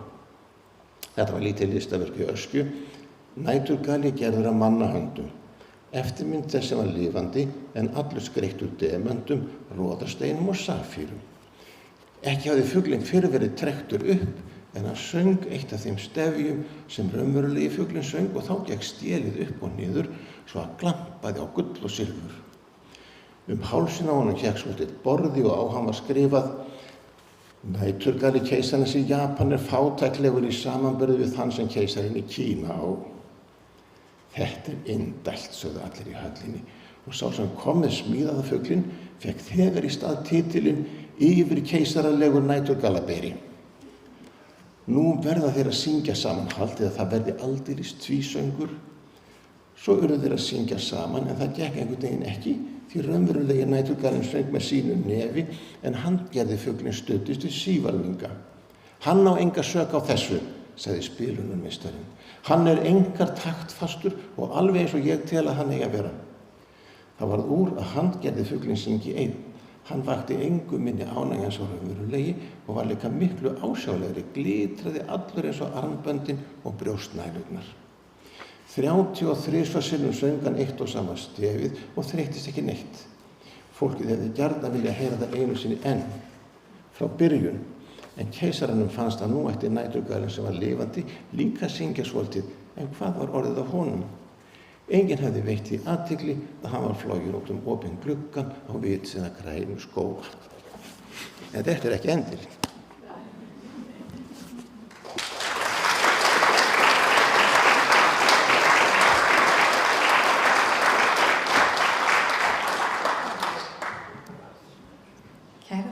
Kristján Jóhann og takk öll fyrir komuna. Við erum búin í kvöld.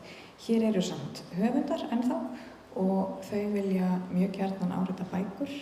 Ef þið viljið versla slíkar, allar bækurnar þeirra eru á tilboði í kvöld og jólin nálgast óðfluga. Ég bara minni á það. Við sjáumst annars bara aftur eftir viku. Takk.